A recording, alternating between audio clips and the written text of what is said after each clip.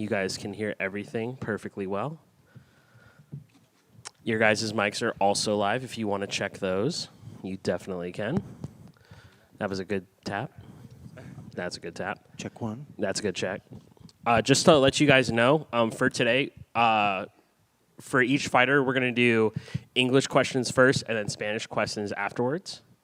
En español. Sí. Yeah. Other than that, listen, I just got told to use my professional voice and make that announcement, so that's all I'm good for at this point.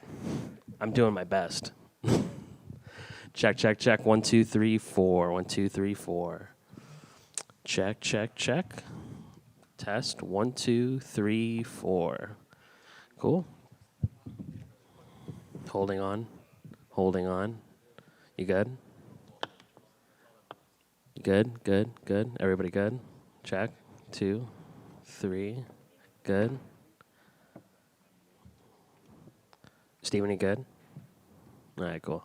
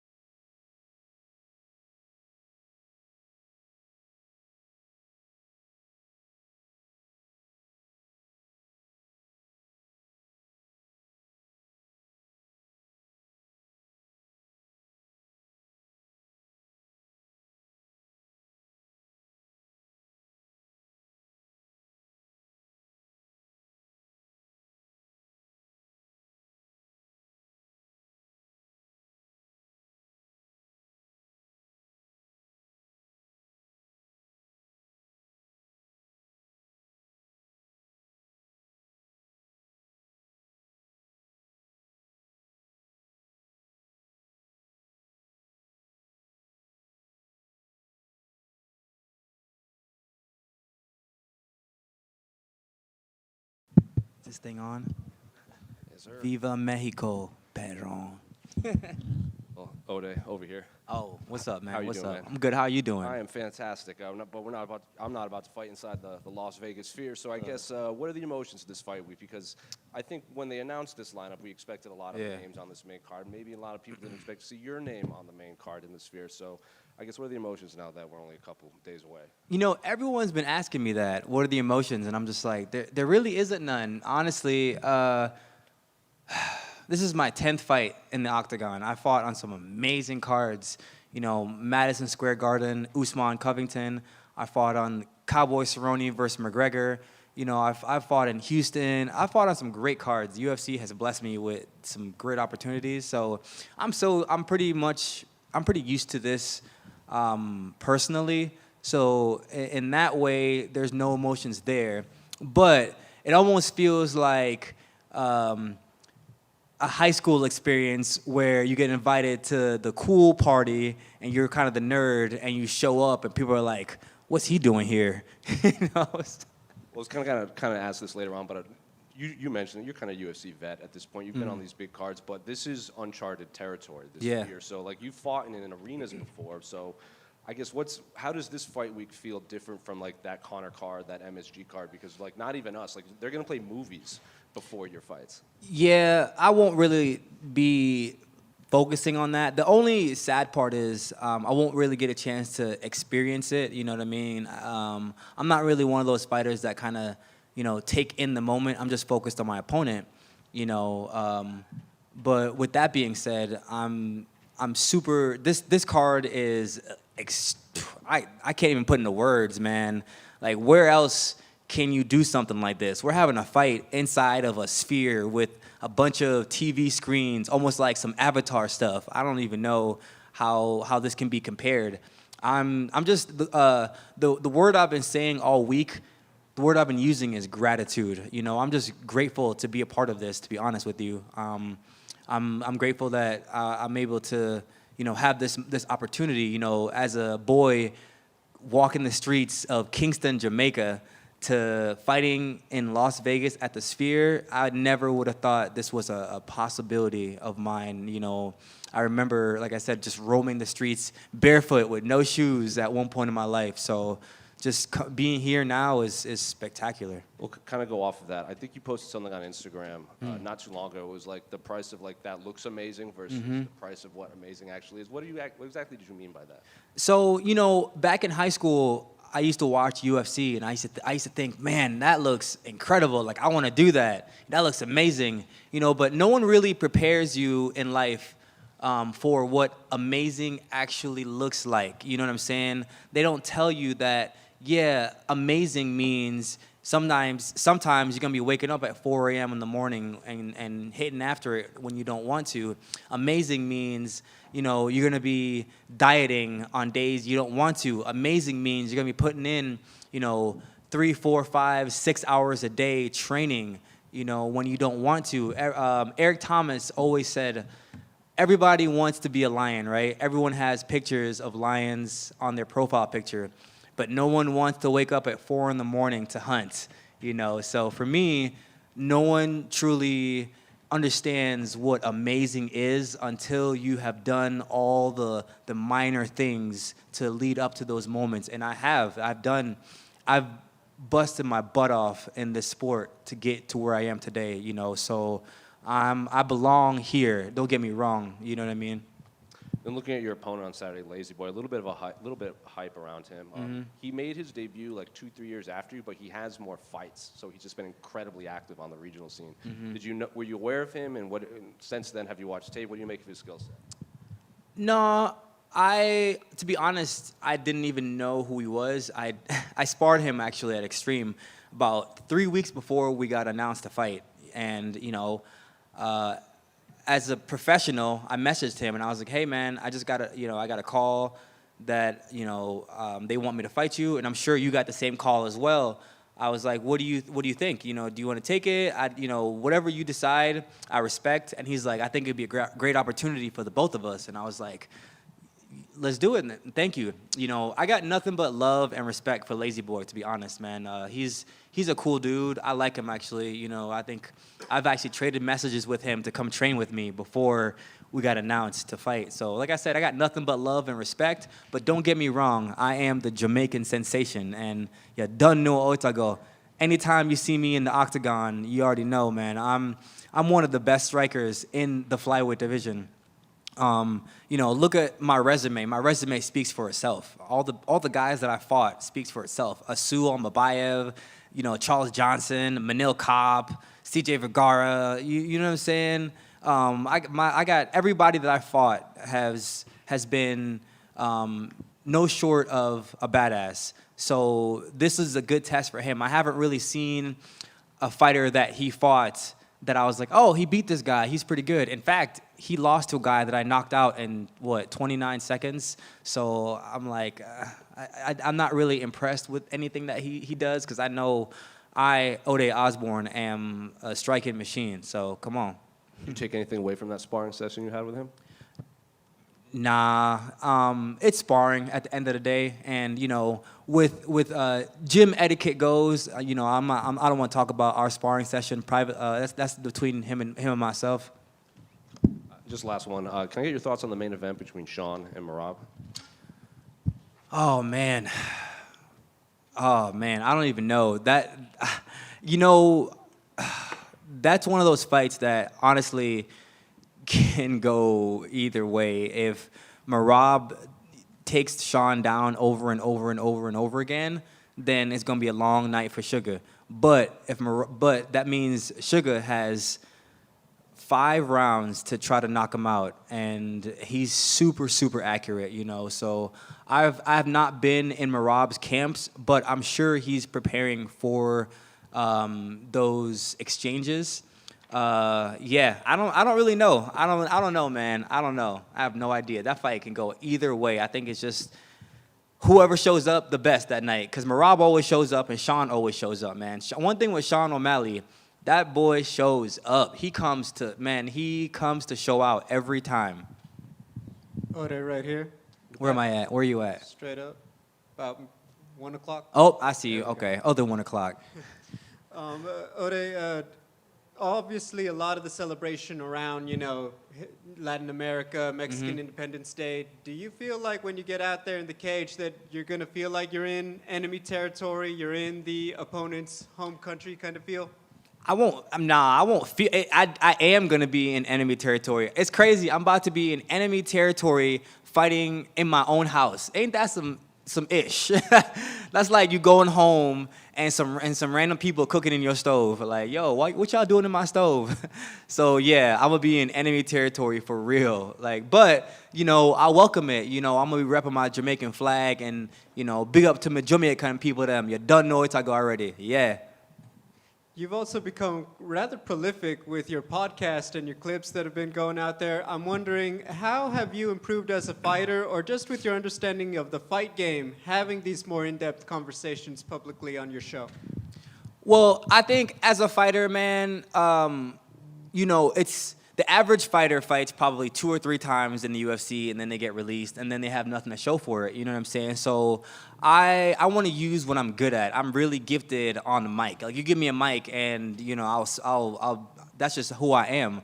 I'm a personable person. I love to talk, and so I try to use what I'm good at, and I try to just, I don't know, be myself, I guess.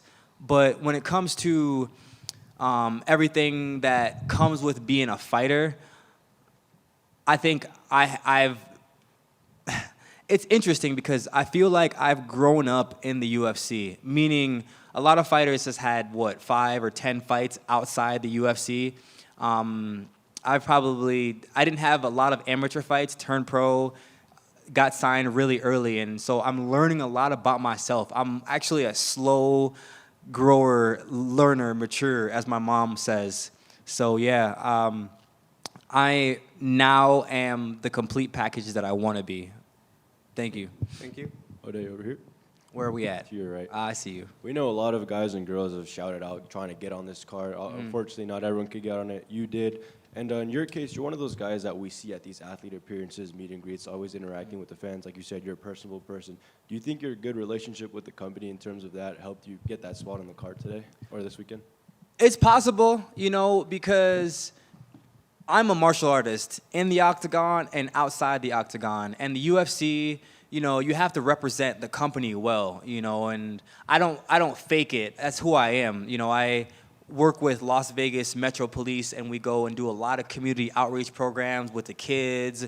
I speak at the schools probably here in Vegas 2 times a week, not because, you know, I want to have cameras on me. In fact, I don't even bring cameras. I do this by myself. No one even records it. I go in there and I run my own program. So yeah, maybe that has to do with it, but also I'm personable. I'm an exciting fighter. I think more so I'm an exciting fighter, so that makes the UFC go, you know what? Let's put Oday Osborne on this card because the fans love an Oday Osborne fight. Come on, I'm no shy of being boring, you know.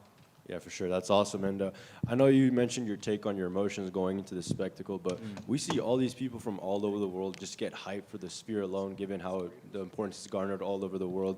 Do you think you being here in Las Vegas, I'm sure you drove by it a couple of times on a daily basis, do you think that makes you even more excited than those people? I don't know if Las Vegas has anything to do with it, honestly. I'm a very spiritual person, so for me, it's all God and nothing else, you know what I mean? I can do all things through Christ who strengthens me. So for me personally, man, it's just growth, you know what I'm saying? I think every walk is different. Every time you walk out into the cage, sometimes you walk out into the cage and you're going through, you know, trials and tribulations in your life.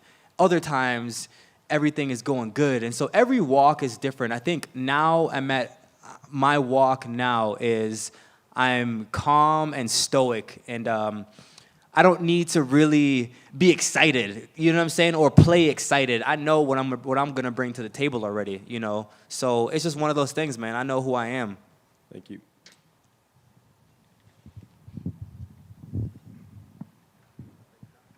That's it. All right. Viva Mexico, Carron.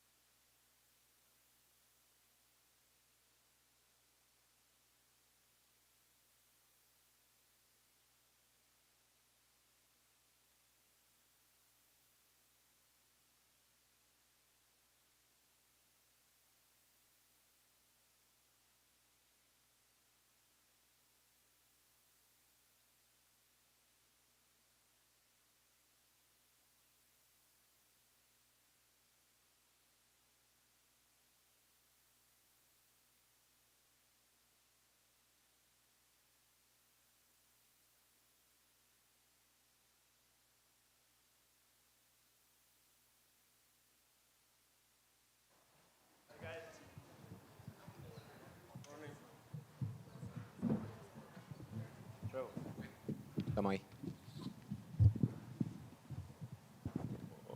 Esteban right here, other side. Right. Obviously, massive fight card on Saturday. I'm curious, do you feel like you're going to be fighting in enemy territory given, this is Noche UFC? Obviously, you can speak Spanish and everything, but this is kind of a celebration of Mexican independence. I'm curious how you're treating this fight week. Bueno, obviamente un card impresionante este sábado, pero me gustaría saber si pensás que estás entrando en territorio enemigo, por más que hables español, sos de Latinoamérica, pero es una noche que estás celebrando ahí la idea de independencia mexicana. ¿Cómo sentís con eso? Buen día primero. No me siento en territorio enemigo, al contrario, estoy disfrutando de esta semana. Me gusta, como lo dije en varias conferencias, me gusta pelear de visitante, es algo que me motiva y que saca el demonio que llevo dentro, por así decirlo. Así que no, me siento contento y me siento muy alegre de formar parte de este tipo de eventos. Good morning, first of all, and no, I don't think I feel like enemy territory. To be honest, I'm enjoying the whole experience, and I actually like to fight outside my comfort zone. I like to fight coming in and fighting as a guest, so I'm just taking it in a moment. Will there be any Argentinian people in attendance on Saturday? ¿Va a haber argentinos viendo la pelea en la esfera? Me han dicho algunos que van a ir. Yo tengo mi equipo argentino, tengo mi esposa y mis hermanos, que con eso me basta, es suficiente para mí, así que no me hace falta más nada. Si viene gente a apoyarme, de hecho que lo recibo con los brazos abiertos y encantado de tenerlos acá en la esfera. I've been told there are some people coming, but I got my girlfriend and my sister over, and that's all I need. I don't need nobody else to come and support me. But if more people come and support me, I welcome them. I'm very thankful for their presence. And obviously in your last fight, you had that spectacular performance against Terrence McKinney. I think I heard you got a new contract too, so I guess how's life changed for you in terms of your relationship with UFC and just fan recognition in general? Tuviste una victoria increíble en tu última pelea contra Terrence. Escuché también que renovaron tu contrato después de esa pelea. ¿Cómo cambió tu vida después de eso, todos estos últimos tiempos? ¿Cómo ha sido tu vida? Sabía que tenía que ganar esa pelea, gracias a Dios la gané. Tengo un nuevo contrato, ya firmé un nuevo contrato con UFC por un par de peleas más, así que nada, me siento mucho más estable, mucho más concentrado, ahora solamente tengo más foco en seguir creciendo. Y nada, se van acomodando las cosas a poco, de tanto sacrificio uno empieza a sentir que todo vale la pena ahora y se puede motivar mucho más. Man, I needed that win. I'm glad I did it. And yeah, you're right. I got a new contract, a couple of fights more under the new contract, which gives me more stability now. And I'm able to focus and train better. Things are looking up, but that just gives me more drive and motivation to keep going forward. And obviously your opponent, Daniel Zellhuber, I'm curious, what do you make of his skill set? There's a lot of hype around him. They view him as like this future Mexican title challenger. But do you see, does the hype warrant the skill? Does the skill set warrant the hype in your mind? Bueno, ahí sobre tu adversario ahora, Daniel Zellhuber, mucho hype atrás de él. Dicen ahí que va a ser un gran campeón mexicano. ¿Vos decís que las habilidades que tiene condicen con el hype que él tiene? Yo creo que sí, es un buen peleador, es un gran prospecto. Como lo he dicho, también me hubiese encantado encontrarme más adelante con él, cosa de que podamos crecer juntos los dos, pero bueno, peleas son peleas, él está listo, yo estoy listo. Los dos vamos a ser grandes campeones, él de México, yo de Argentina, lo respeto mucho, es un gran peleador, así que yo estoy contento de compartir cartelera con él, es una muy buena pelea y se lo vamos a prometer, va a ser una muy buena pelea donde van a ver de todo, así que sí. Yeah, I think so. I think there's hype because he's a great fighter. I respect him a lot. As I said previously, I wish I had the opportunity maybe to fight him further on along my career. Maybe we could have a chance to develop and grow together. But yeah, this is a great fight now. I'm ready for this fight. I think it's going to be an insane fight, and no one wants to miss it. But yeah, I have nothing but respect for him. He's a great fighter, a great contender coming up from Mexico. I was going to ask that. Are you surprised they matched you up this early in your careers, given you guys both have stellar records and you're both young and you guys could face each other when you're further up the rankings? Iba a preguntar eso sobre la posibilidad de pelear más adelante, considerando ahí el histórico, el cartel que tienen ustedes, pero ¿qué decide que tenga ya esa pelea ahora? No me parece mal. como te dije, me hubiese gustado que sea más adelante, pero nada, como te dije, peleas son peleas, si hay que pelear, hay que pelear. La oportunidad se dio en este momento, había que aceptarla, es una gran puerta que se abre en este momento y ser parte y dejar mi huella en la esfera tiene mucho valor, así que yo estoy más que emocionado y contento de representar mi bandera este sábado. Yeah, fights are fights, man. You know, as I said, I wish we had had opportunities to fight further up, but the opportunity came up now. So I'm happy to accept it. I'm happy for this fight, but yeah, you're just going to see how it goes now. And a lot of fighters, you know, they envision this walk to the octagon in this arena, but no one's ever fought in the sphere before. So I imagine it's kind of difficult to envision what you're going to do. So have you thought about, like, they're going to be playing movies when you're fighting, the walls are going to be showing pictures. Have you thought about what this will look like? Hablando sobre la salida ahora, que nadie nunca tuvo una salida así en un ambiente como este, van a pasar películas ahí durante la pelea, ante la pelea. ¿Vos pensaste un poco de eso? ¿Cómo va a ser ingresar al octágono con esa? Se me cruzan muchas formas en la cabeza, pero trato de no estar pensando en eso. Quiero estar concentrado en la pelea y después de la pelea poder disfrutar el evento. Yo sé que va a ser un poco difícil estar concentrado con tantas cosas nuevas. Nunca he estado dentro de la esfera, jamás. No sé cómo se ve ni nada así, pero mi mente y mi cabeza están enfocadas solamente en entrar, hacer mi trabajo y salir con la victoria. Después de eso podré disfrutar de la esfera. Yeah, a lot of things go through my mind, but to be honest, I'm focused on my opponent. I'm focused on the fight. I'm just going to go in there, do the work that I've been doing. I've never been into this sphere, so I don't know what it's like. I'm just focused to do my work, my job, and after the fight, maybe enjoy the event, the atmosphere a little bit more. And then just last one for me. Can I get your thoughts on the main event between Sean and Merab? Hablando sobre la pelea principal de Sean y Merab, ¿qué decís? ¿Qué te parece esa pelea? Es una muy buena pelea. Yo creo que si pasa del segundo round, creo que se la puede llevar Merab, para mi punto de vista. Es un peleador que es muy agresivo, pero como te dije, O'Malley tiene una mira en las manos, es muy certero y lo puede noquear en el primero o segundo round. Pero si pasa de eso, yo creo que es mucho más probable que se la lleve Merab. It's a great matchup. If it goes past the second round, I think Merab could take it, but you know, O'Malley is super accurate with his hand. And if O'Malley gets Merab within the first 2 rounds, I think O'Malley could have it. But yeah, it could go either way. Hola, Esteban. Esteban, right here. ¿Qué tal, Esteban? ¿Cómo estás? Bueno, preguntarte justamente cómo ha sido la preparación de tu campamento durante todo este tiempo con respecto al rival que te ha tocado bastante fuerte. Bien, tuve unas buenas 9 semanas de entrenamiento. Me hubiese gustado tener un poquito más, pero bueno, es un buen tiempo de entrenamiento. Me entrené bastante duro. Yo creo que mucho más duro que todas mis peleas. Sabiendo a la persona que tenía enfrente, obviamente tuve mucha más motivación. Así que con muchas más ganas aumenté mi entrenamiento, hice las cosas como tenía que hacer, mi dieta, con la gente correcta y nada, estoy muy, muy preparado para esta pelea.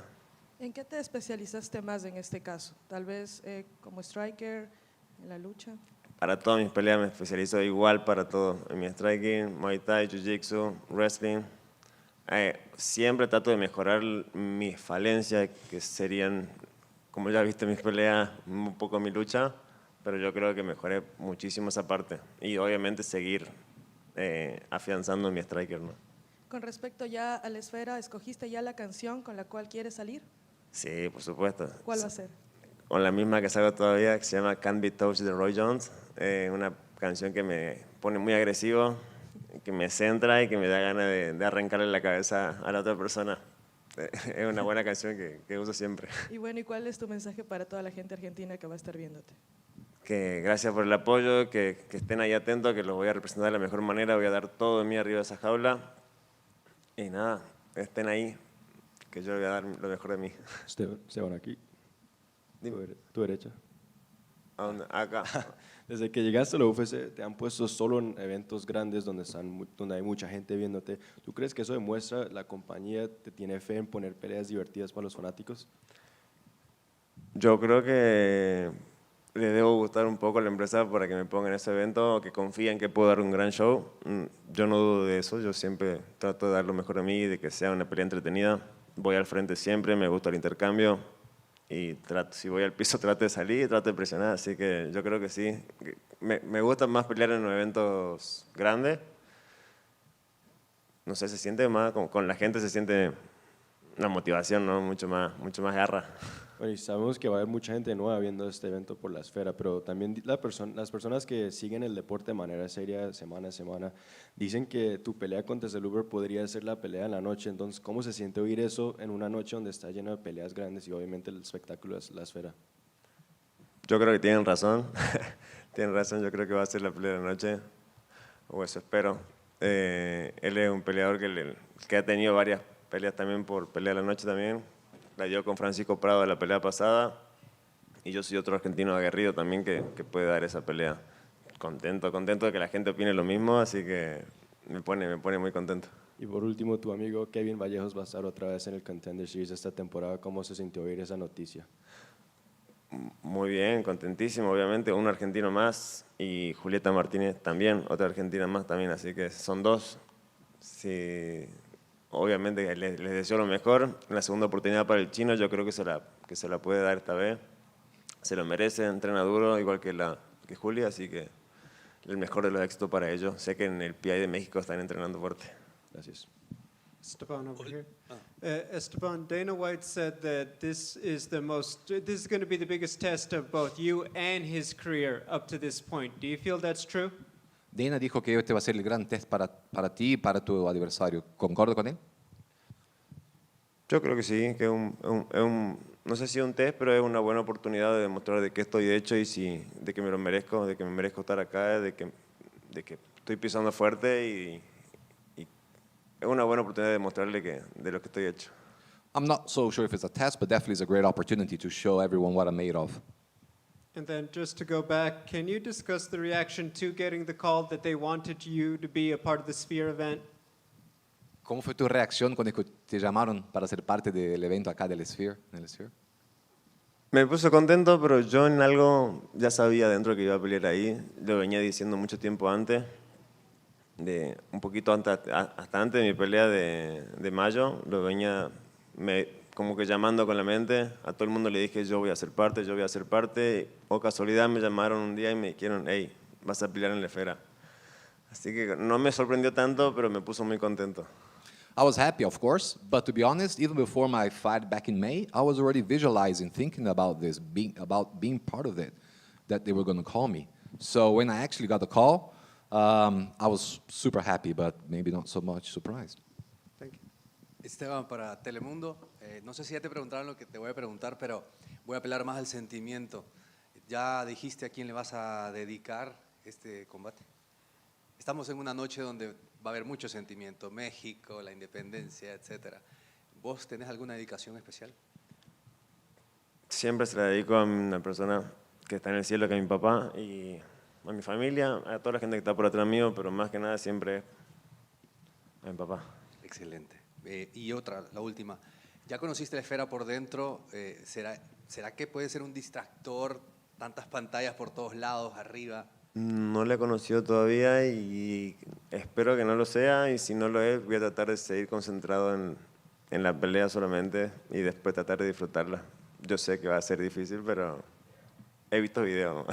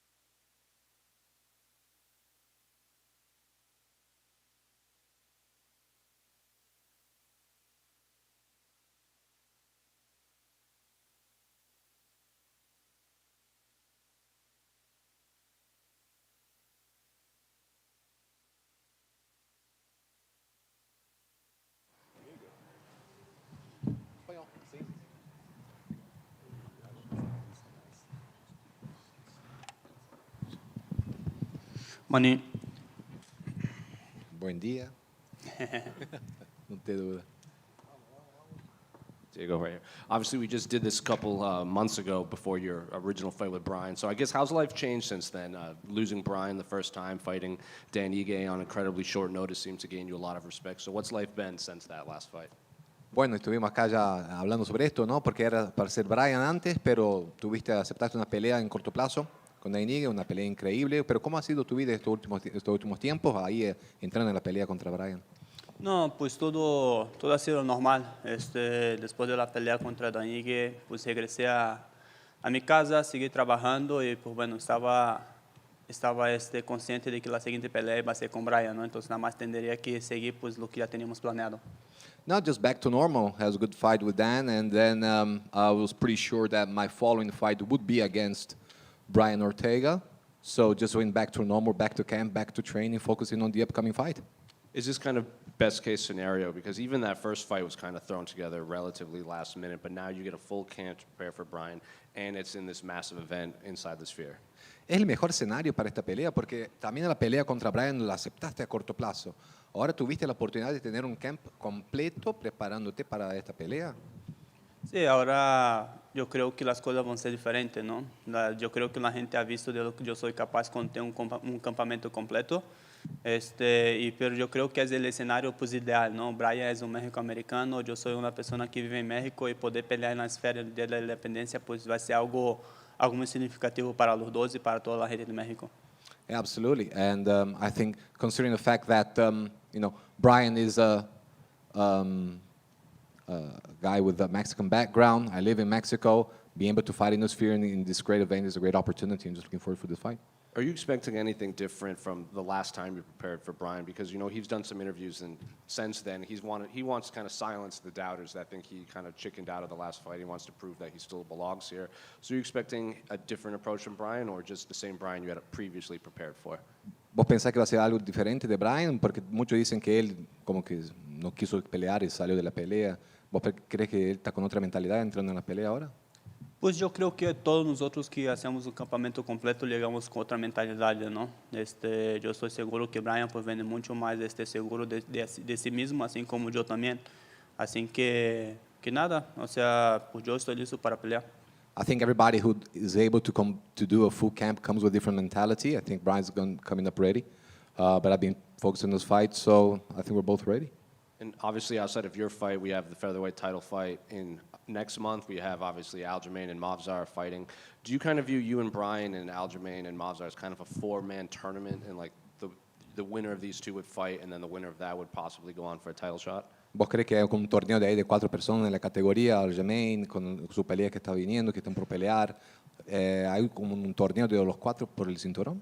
Yo creo que podemos decir que sí, ¿no? Porque somos los 4 que estamos en la puerta, ¿no? Yo estoy peleando contra el número 3 del mundo, que pues definitivamente haciendo una buena presentación me va a dejar la puerta por el título. Y sí, podemos decir que ese es un torneo, pero yo no creo que trata solo de ganar la pelea, sino de hacer una buena presentación y pues bueno, tener el nombre en la mesa para pelear por el título. Yeah, I think so. I think it's the 4 of us, but I'm fighting the 3 ranked best fighter. I think the 4 of us are the guys who are knocking at the door for the title. But it's not just about going out and fighting those 4. It's also putting up a great show, and that's what I intend to do. Well, you have to like the idea of when Ilya says, you're a strong candidate if you win. So when you hear that, does that kind of give you extra motivation to get through Brian? Cuando te dicen que puedes ser un buen competidor ahí para disputar el título, ¿te da más motivación para contra Brian? Sí, claro, definitivamente, ¿no? Yo creo que no es todos los días que escuchamos el campeón mencionar el número 12 como un contendiente al título, ¿no? Entonces, definitivamente es una motivación extra, aún más cuando mi siguiente pelea es contra el número 3 del mundo. Yo sé que me puede posicionar muy bien y escuchando las recientes declaraciones de Ilya, yo creo que definitivamente podemos estar ahí. Absolutely. I think, it's not every day that you hear that, but I'm going to fight the 3 ranked guy in the division.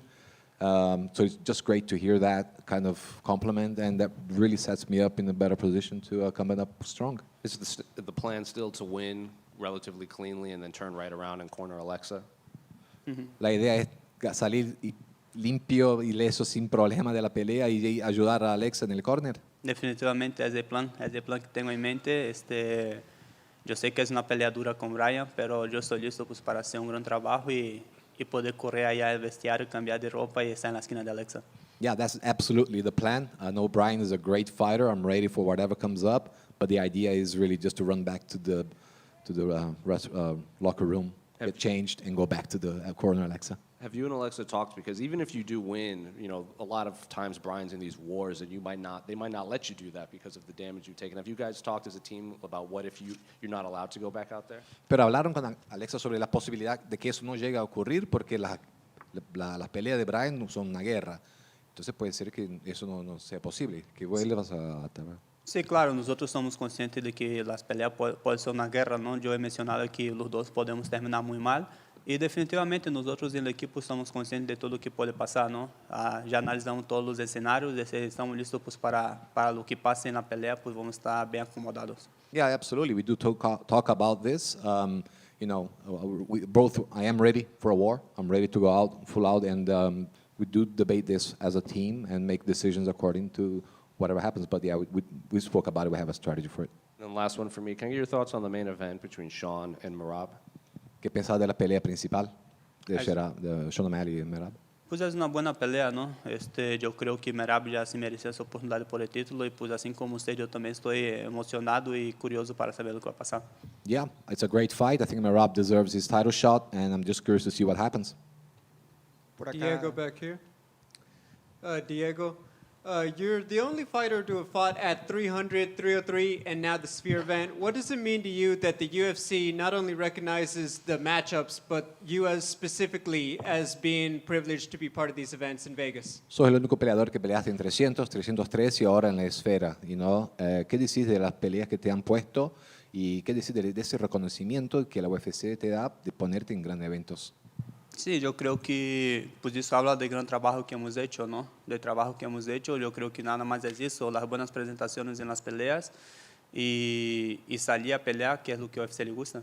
I think it just proves that recognition for all the hard work that we put in, that the effort that we're doing is working, and it's, you know, shows on the cards that being put on. It's just a recognition of the hard work. As you've grown in your career and the fights are becoming bigger and more important, how do you balance taking the time for yourself to get the rest you need and still being a good teammate? Because obviously you're very involved as a coach and a partner for all of your teammates in Grasso. A la medida que vas creciendo, las peleas se van poniendo más importantes, de mayor escala. ¿Cómo equilibras toda esa parte para poder tener su entrenamiento, pero también poder aportar con el equipo? Soy muy participativo con el equipo y tener tiempo personal.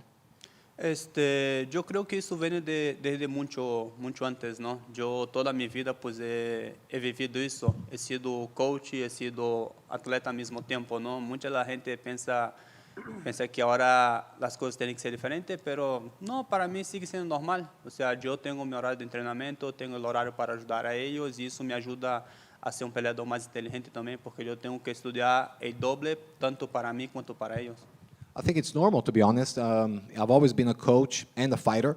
This has started way back, you know, when I started. And some people think that this has changed, that I have to do something new.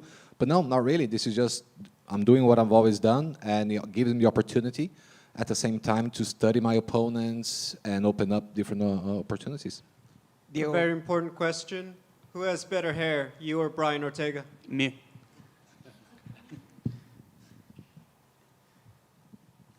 Diego, who is the Mexican UFC fighter that you were inspired by, or even just liked watching fighting coming up through your career? ¿Cuál es el peleador mexicano del UFC que más admiras y que ha visto y te inspira? Pues yo creo que hay muchos, ¿no? Desde los primeros peleadores que llegaron dentro del UFC, así como el estilo de pelea de Goito Pérez, yo creo que es un de los peleadores que ha inspirado a muchos, ¿no? Caín Velázquez también por su estilo de pelea. Definitivamente Brando cuando ganó el título es uno de los peleadores que más ha inspirado a todos los mexicanos y después de él pues ha llegado muchos más dentro del UFC, ¿no? I think there are many fighters for their fighting style and their approach, their grit. But I think Goito Pérez, Cain Velázquez when he was champ, and also Moreno, who has made a significant work and effort to get more Mexicans into the sport. Diego, por acá. Gracias. Preguntarte, si echamos la película para atrás a 1 año y medio, poco menos de 2 años, tu ascenso ha sido meteórico, ha cambiado mucho tu vida. ¿Ya te cayó el 20, como decimos en México? ¿Ya asimilaste esta situación de lo que ha cambiado tu vida en un periodo tan corto? ¿Todo bien? Sí, Sí, ok. dale. Ok. Sí, pues la verdad es que sí. Yo creo que ha sido un proceso pues muy largo, ¿no?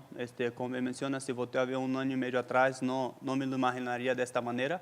Pero ahora que todo está pasando, pues lo estoy disfrutando bastante, ¿no?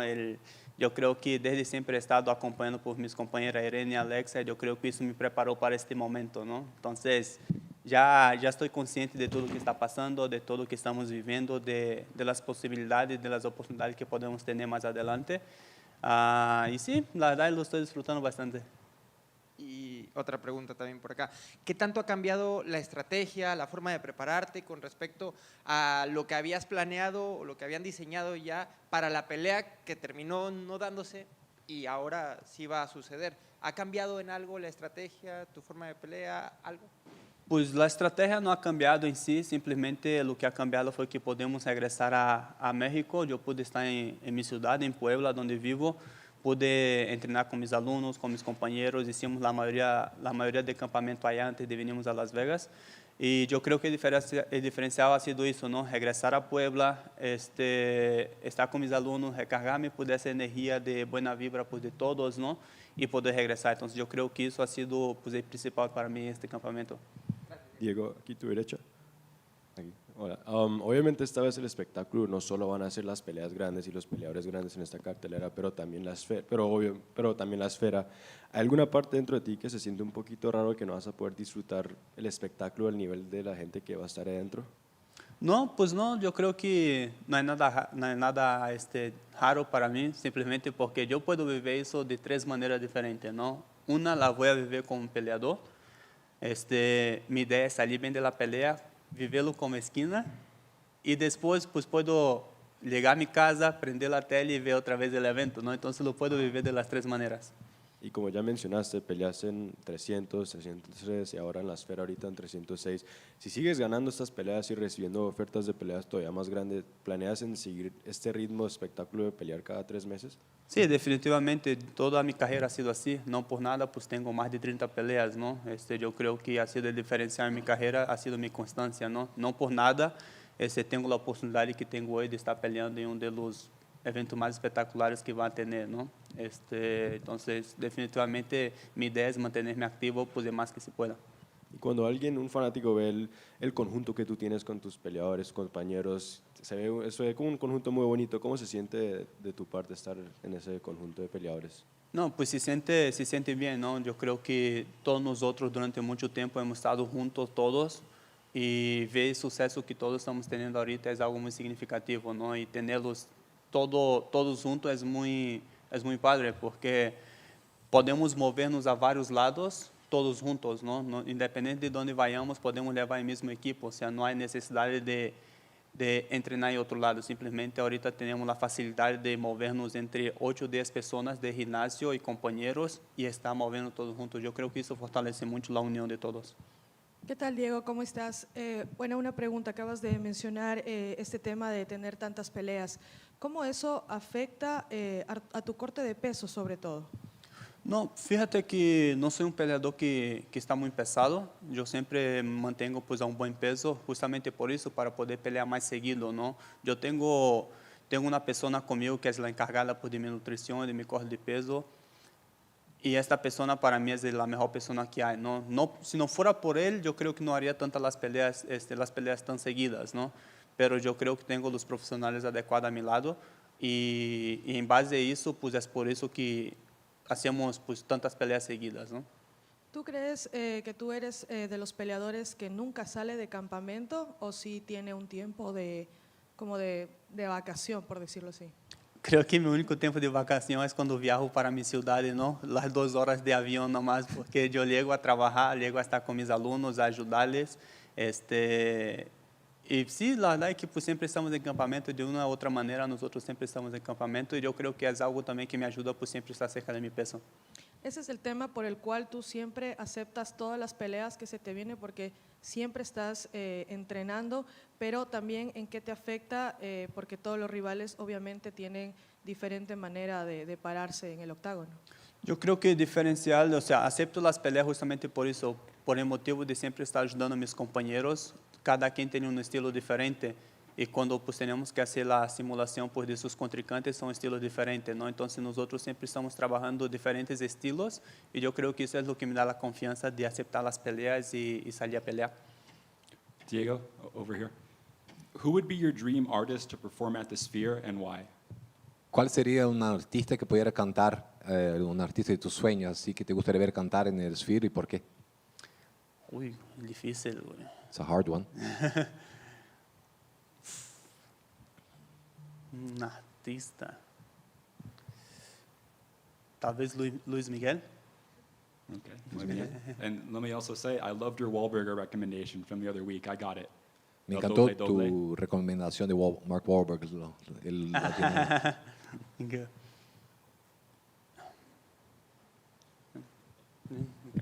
Thank you.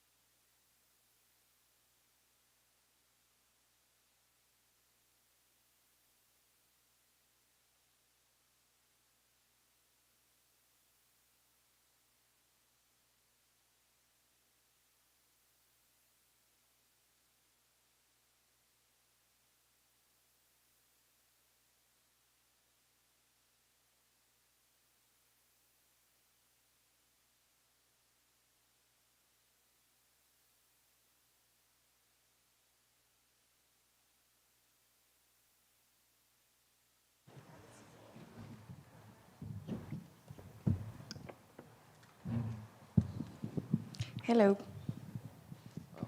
Alexa, right here. First of all, where's your custom belt that we saw last time? It's at home. So you don't bring that out. And will that belt be on Saturday? Will you have that one on Saturday? No, I don't travel with it. It's beautiful, and I just want him to wait here there at home. Sure. Well, obviously a big fight for you on Saturday in the Sphere. It's kind of uncharted territory for the UFC and just sports in general. So essentially as one of the faces of Mexican MMA in this promotion, and this whole fight we've given around Mexican Independence Day, what's been the emotions like? What's been your life like, just kind of, being this face of the promotion this week? Well, it's going to be a really, really huge event. Like you said, it's going to be new for all of us, even for athletes, Like fighting just one side is going to be the crowd. Behind us is going to be a big screen. So, I don't know, a complete different kind of arena that we are used to. But it's amazing. I'm proud and I'm super thankful with the UFC for allowing me to be part of this card. And it's going to be huge. Dana has obviously said there's going to be movies played between fights. There's going to be moving pictures during the fights. Have you had any idea of what it'll be like in there when you're actually fighting and things are kind of moving around you? Well, I was in the Sphere a few months ago. I went to watch a show, and it's, wow. I don't know if you have been there, but it's magical. It's huge, like the big screen, looks like super real. So it's going to be really cool. And obviously, you're preparing for Valentina a third time. The last time we saw was obviously the draw, and I think it was, did you hurt your hand or something like that? So I guess, how long did it take for you to get back fully training and in preparation for Valentina?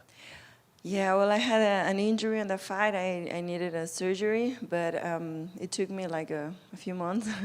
My hands are my strongest weapon. I love to box, and it was really hard, honestly. But right now it's full healed, and I'm ready for that. And I'm happy that my body heals really well.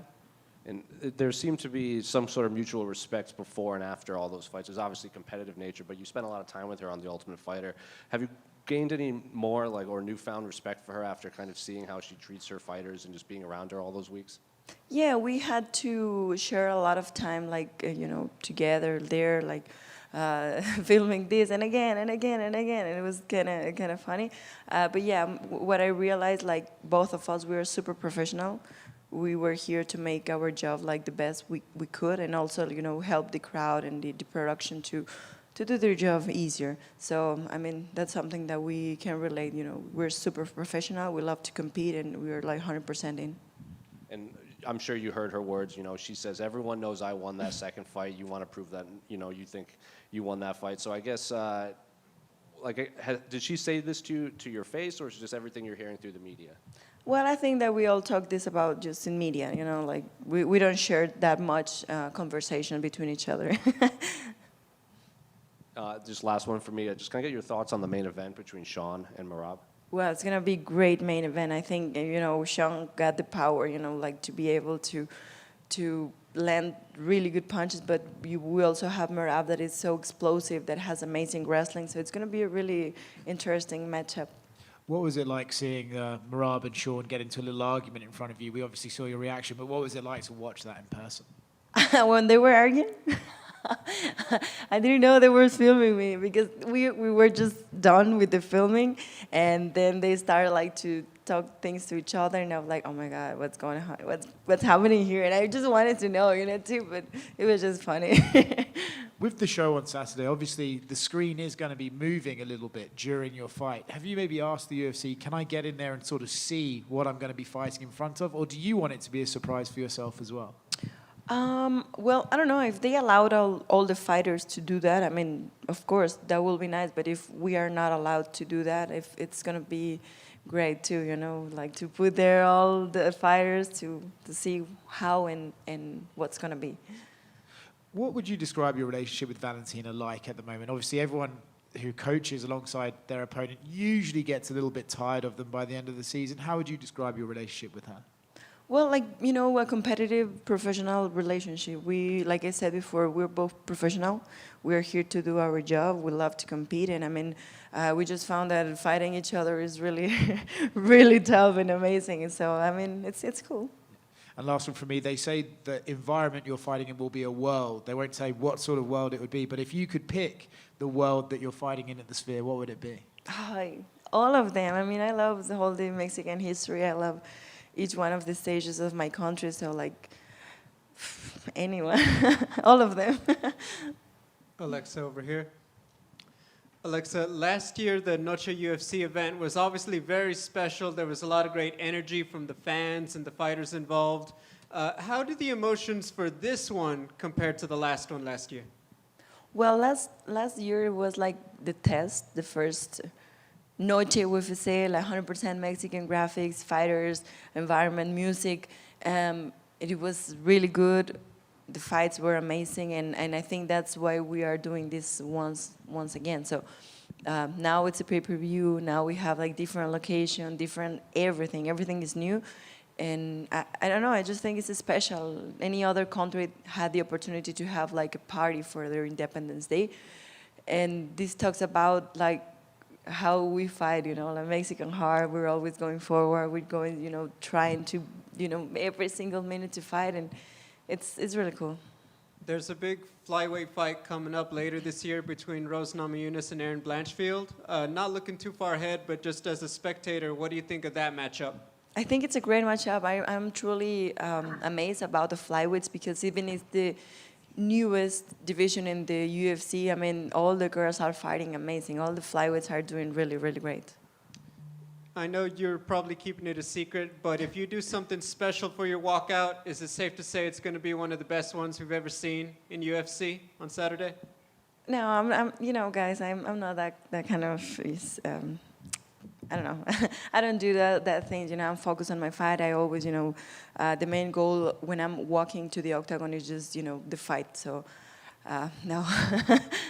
Final question. As the Mexican champion on the card, we have an interesting headliner. In your opinion, who is more Mexican, Sean O'Malley or Merab?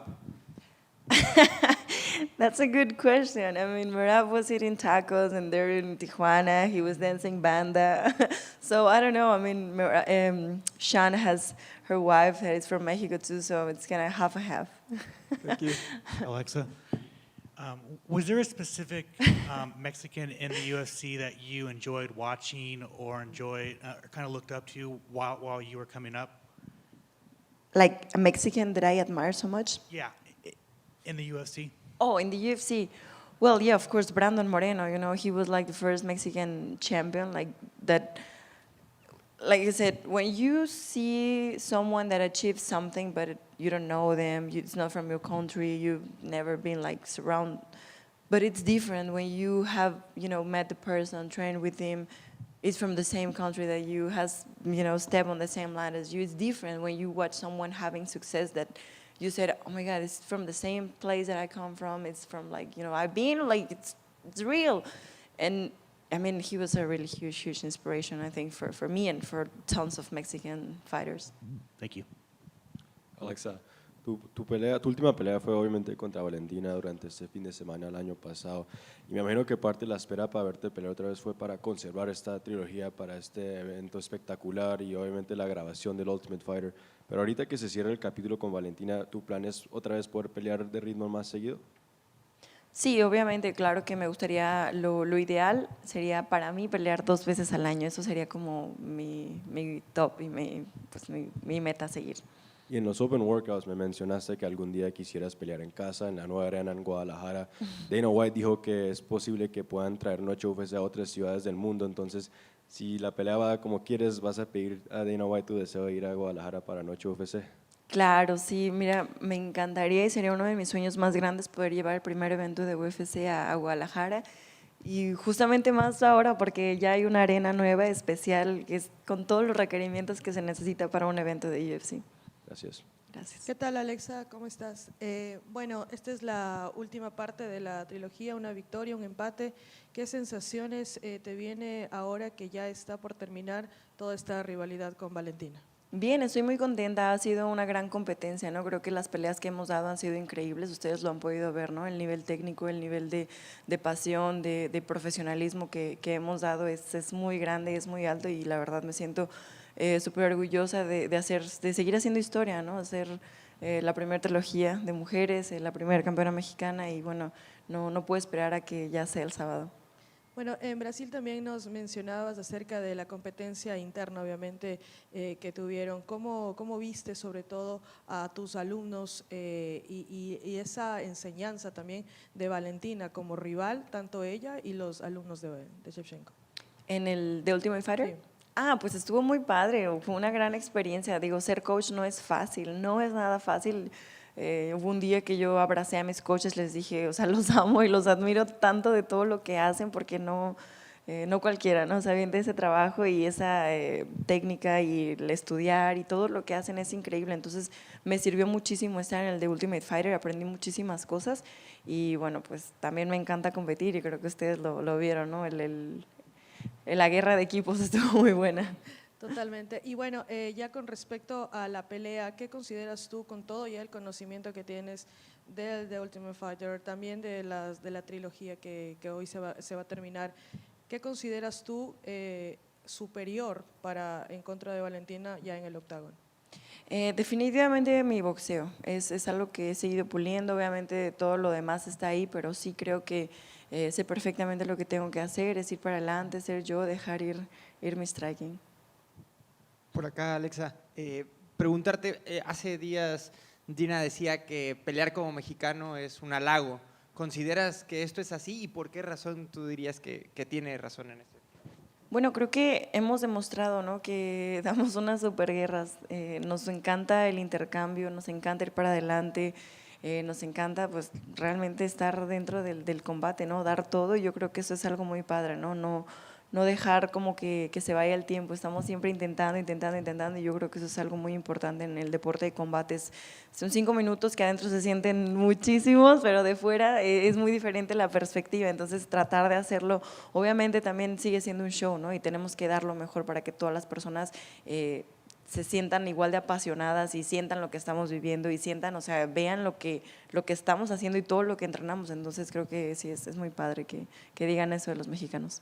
¿Consideras que esta pelea, que es el cierre ya de la trilogía, puede ser la oportunidad para ti, para dar un golpe sobre la mesa y decir, yo soy la nueva dominante de la división, como lo fue en su momento Valentina, y sea prácticamente el pase de estafeta para ti en esta situación?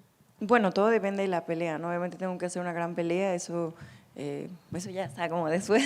Ahorita lo más importante es la pelea, ganar y es lo que tengo más en la cabeza. Entrené muchísimo, me siento muy bien, me siento preparada, el campamento estuvo súper padre, hice todo, entonces me siento muy bien. ¿Puede ser esta la oportunidad? Puede ser. Alexa, over here. Who would be your dream artist to perform a concert at the Sphere? My dream artist, oh my God. I don't know. Sorry, I don't have that in my mind right now. That's okay. I know I could say a few, like Rihanna could be, yeah. All right, thank you.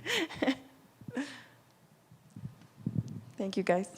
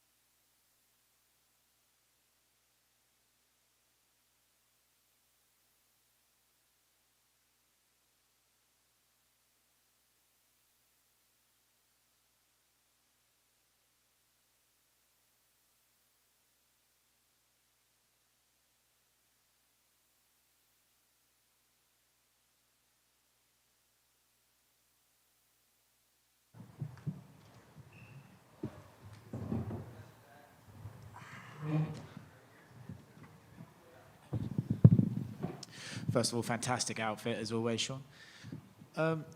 When you joined the UFC and started the Sugar Show, as you said, you always pictured nights, I imagine, that shone out from the rest of the sport.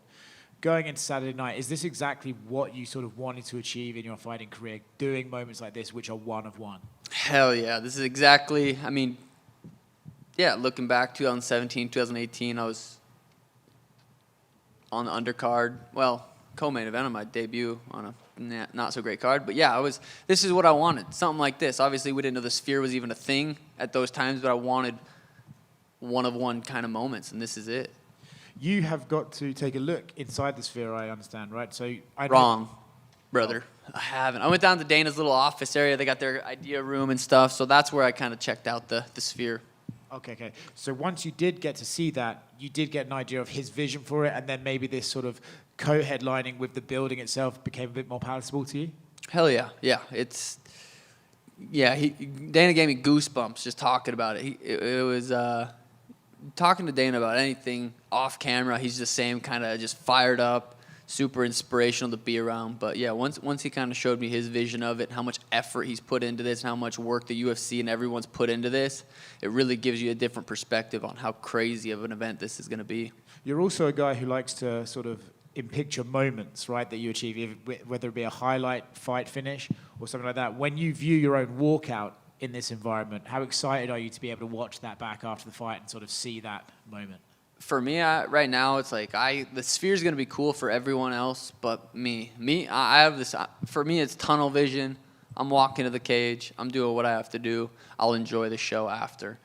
I don't let myself kind of think about all that. So, for me, it's going to be. Well, we'll see. Maybe it's going to be so crazy. I'm going to have no choice but to look around and I mean, I'll look around and take it in, but I'm not thinking about all the extra stuff. Okay. Moving on to Merab then, I think he's one of those opponents that you sort of know what he's bringing to the table, right? He's going to spam takedowns. He's going to sort of throw a bit recklessly until he gets an opportunity to spam those takedowns. Does that make it easier for you to prepare, or does it make it a bit more dull to prepare for, knowing that you have to just do the same sort of drill again and again? Preparation, it went great. It's everyone's sparring's just sparring. It is what it is. I enjoy training camp a lot, so it was a good camp. And him having that style is either going to work for him or it's going to get him knocked out, and we get to find out in a few days.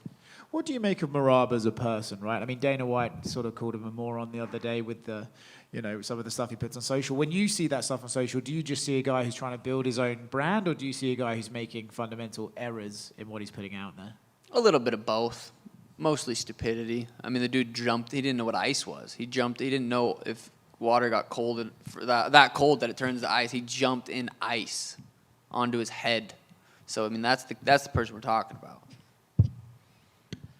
I kind of going off of that. Merab has said you've not wanted to fight him since 2018. You've said he has a punchable face. They show him on the countdown. He's like watching your fights. He's like, "Fuck this guy" and everything. Is it personal between you, or is it just this kind of been building so much you guys are tired of thinking about each other? A little bit of both. I think it's definitely became more personal when I knocked Aljo out. So I think that kind of made it a little bit more personal. But then I started questioning their friendship in the first place, because I knocked Aljo out, and it's like Merab's turn, but Aljo's like, "No, I want a rematch." And I was like, I don't know if these guys are his friend. Then Merab going on and saying, "No, I would have fought Aljo if UFC gave me a contract." So I don't really know what's going on there, but yeah. We heard your coach say, it's hard to find guys that are like you to train with, to prepare for you. Did you have any difficulty finding guys like Merab in terms of his size or his style of fighting? No, not really. I mean, you're never going to find someone exact for anybody. Everyone's got their own styles, but we were able to find some shorter guys that were able to come in and shoot on me during sparring. So overall, I was very, very, very happy with how sparring went and with how camp went and all. Have you heard what, when Henry's saying, he's heard that you're having trouble getting off your back and everything? Is that just Henry talking, or what's he going off? Well, you saw me roast that guy, right? He tried saying, he got us, Kamaru, and Kamaru was like, nah, he got you. Henry is just he's just a little guy that just gets very upset about things, and I just burned him so good that I don't know where he got my back hurts, but yeah, that's not true. You also said, cardio doesn't mean anything when you're KO'd in the second round. So is that your official prediction for Saturday, second round knockout? I mean, Could be first, could be second. I could knock out Merab first, second, third, or fourth or fifth. But I'm leaning towards the second a little bit. What was it like training with the Cardinals? We saw you with Kyler Murray doing some drills out there. Damn, that was fun. Childhood dream. First love, first dream was to be in the NFL. Like, football was my favorite sport, and so to be able to go and do that was a dream come true. Sean, right over here. Andreas from ESPN. We all know that Conor's been like the biggest star in the UFC, but should you perform what you think you're going to do on Saturday night, how close do you think you are to getting to that level of star power? Yeah. I think I'm very close. I think Conor's still got one more big fight in him because there's a big question mark. Like, what can Conor come back? Can he actually beat Chandler? So I think Conor's got one more huge fight in him. He goes out there and loses his next fight, it'll be like 6 in a row or something. It's got to die down eventually. Maybe not. That just tests how big of a star he is. I'm there. I'm the guy. I'm the number one. Coming off of that, what do you bring that's unique that Conor doesn't bring? Like, what do you think your appeal is to fans, not just of MMA fans, but fans that are casual fans of the sport? I bring fights. I fight often. So I think that's what it is right now. Conor was good on the mic. The accent, the words that he chose, he was very good on the mic. Performances, he had a couple good performances. But I'm consistent right now. I'm fighting a lot, so that's what I bring. Last thing for me, I know there was a time that you talked about boxing. Have you pushed that to the back? Are you still considering one day to get into the boxing ring? Someday. Yeah. Right now, it's not a focus at all. Like, Merab's the focus. I have big fights after. I mean, I've said Ilya, I've said Max, there's Umnar, there's Figgy. There's a lot of options for me right now that I don't think it's that time. But there will be a time when it's, Conor Floyd was requested by the fans. There's gonna be, if I go out there and keep knocking people out, it's going to be intriguing. Sean, over here. What are your thoughts on Merab embracing the Mexican fans and culture these past couple of months? Do you think that's more of a promotional move by him to just try and get people to sway towards him? Yeah, the dude pretends to be Georgian, then he pretends to be American, now he pretends to be Mexican. He's all over the place, but he's doing his best. Can't hate on it. And I know obviously a big focus not only on the fights but the Sphere. I mean, I'm sure you heard a lot about that already. But being back in Vegas for you, I know Vegas has always been a city you like to fight in, and you wanted to be on last December pay-per-view. So I guess how does it feel for you just to be back in Las Vegas? God, it feels great. It feels like we're home. I think we'll count in the Contender Series. I think my first 10 fights were here in Vegas. So feels so good to be home. Feels good. The short fight week in Boston or in Abu Dhabi, I was there like 17 days early. Boston, I was there Sunday. Miami, I was there Monday. This week we got in Tuesday afternoon. Fight week's gonna feel nice and short, and I'm very excited to be back in Vegas. And speaking of the Contender Series, a lot of people, when you talk to them about the Contender Series, they think about your performance when Snoop Dogg was on. The show has come a long way since that performance. So what do you make of the show's progress and all the talent that's coming out of the show? Yeah, sweet. I mean, the cage is right there. When I was fighting, I think it was actually in here as well. But the whole production of it it's improved a ton. So, when I fought in the Contender Series, I definitely wasn't here.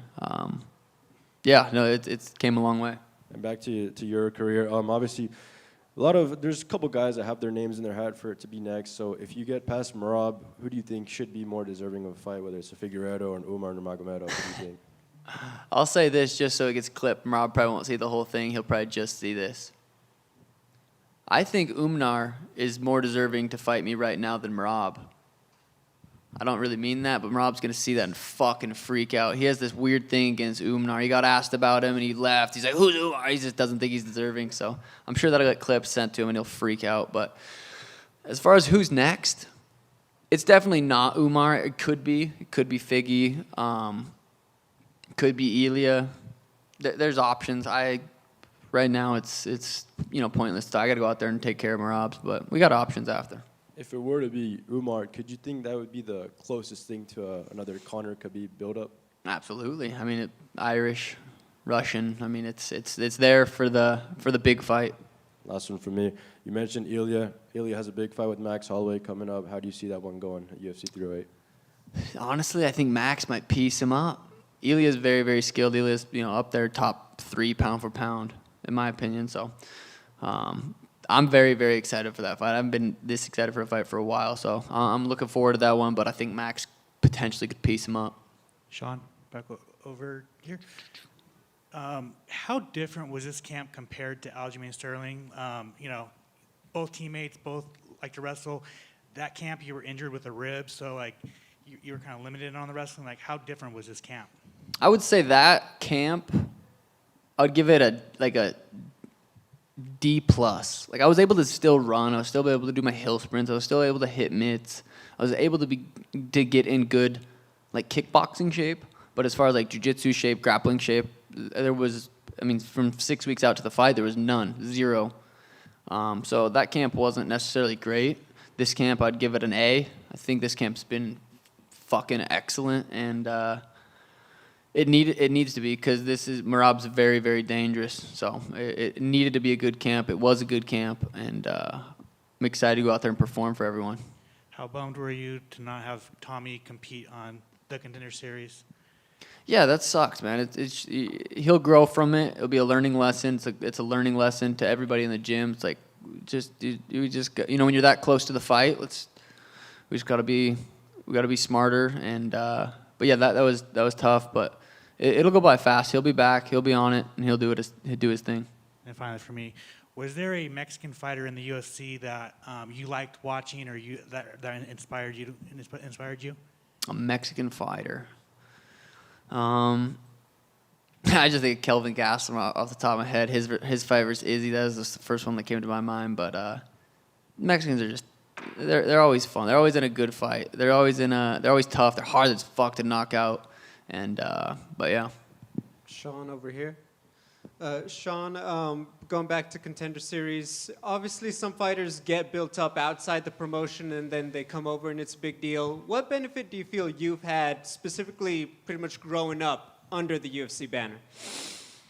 Yeah, each fight you get to go and perform on the UFC under the UFC platform is a huge benefit. Like, there's just no eyeballs anywhere else like the UFC. So for me to be able to go there and build myself from when I started to now, it's like every fight I become a little bit more popular, and so it's a huge benefit doing that under the UFC.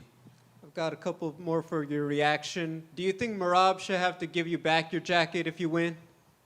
He doesn't have it. He borrowed it because I gave it to him. His nose looks like a fucking coat hanger. I was talking shit to Aljo. That's the thing. You clearly see in the video that I take my jacket off and I put it on the handle. People are like, "Oh, Merab stole your jacket." He didn't steal it. I let him hold it for me. So I still have it. And then the last one, just for the record, do you feel you're more Mexican than Merab, headlining Mexican Independence Day? 100%. I have a Mexican family. Thank you. Sean, right over here. In the past year, just how would you describe what being a champion has been like? Winning the title in Boston, defending it, just how would you describe what that's been like? Before I was champ, I told myself I need to live like I'm the champ. As far as what I'm doing, training, what I'm doing outside the gym, I need to live like a champion if I want to become a champion. So I've been doing it for a while. Same shit, like train, recover, COD, train. Like it's a very basic lifestyle for the most part. Back last September, you got to go up to Missoula and celebrate with the Grizzly football team. Got to be celebrated at the stadium in front of thousands of fans. Can you just describe what that was like, being celebrated in Montana in front of a stadium like that? Yeah, that was cool. That was felt good to go back home and be celebrated. Montana's, I'm born and raised there. It kind of molded me as a fighter, so yeah, it was cool. And then not long after that, you did the Town Pump event in Helena. Like, do those events mean more because it's where you grew up when you look back at it? Yeah, it's funny just going to places like my hometown and seeing high schoolers stand in line to get a picture with me. Like, I would have been standing in line to see someone that had made it from hometown. So I saw a lot of my younger selves in those guys. So yeah, it was cool. And then your siblings have been a big part of your life as well, and we're going to be speaking with them tomorrow. But Michael has obviously had kind of a remarkable story in his own right, and kind of a path through himself. Like, as his younger brother, what's it like kind of seeing the trials and tribulations your older brother has powered through to kind of get to where he is now? Yeah, I thought that dude was definitely going to be dead. I lived in Arizona for like 8 years before he did. He was back in Montana, addicted to drugs, like way off on the deep end. And I thought that dude, I completely emotionally was not attached to him at all. Like, I thought he was going to die eventually. So for him to get sober, move to Arizona, and like be a part of my life now is it's inspiring, honestly, because addiction's no joke, and he's, battles it every day, but he's winning, so it's cool to see. How proud are you of him, and how much does he mean to you, just knowing his path? Very proud of him. Last one for me. Obviously, you talked about Tommy McMillan. Just what can you say about him as a fighter? Another up-and-coming Montana guy. Just how would you describe just his ability as an undefeated pro? Yeah, Tommy's very durable, very fucking skilled, good mindset, and I'm excited to watch his career play out. Thanks, Sean. Sean, Sean, you said you ranked Ilya top 3 pound for pound. Where do you feel that you rank in your own pound for pound? Number 1, of course. All right, then who's number 2? John Jones. He's got fucking dogs. He shoots guns. No, I'm joking. Sean, one more, please. Yeah. Who would be your dream artist to perform a concert at the Sphere? Damn, dream artist. That's tricky because there's so many, but I know that Mexican OT is coming out to support, so that's dope. Hey, great choice. Thank you, man. Yep. Peace.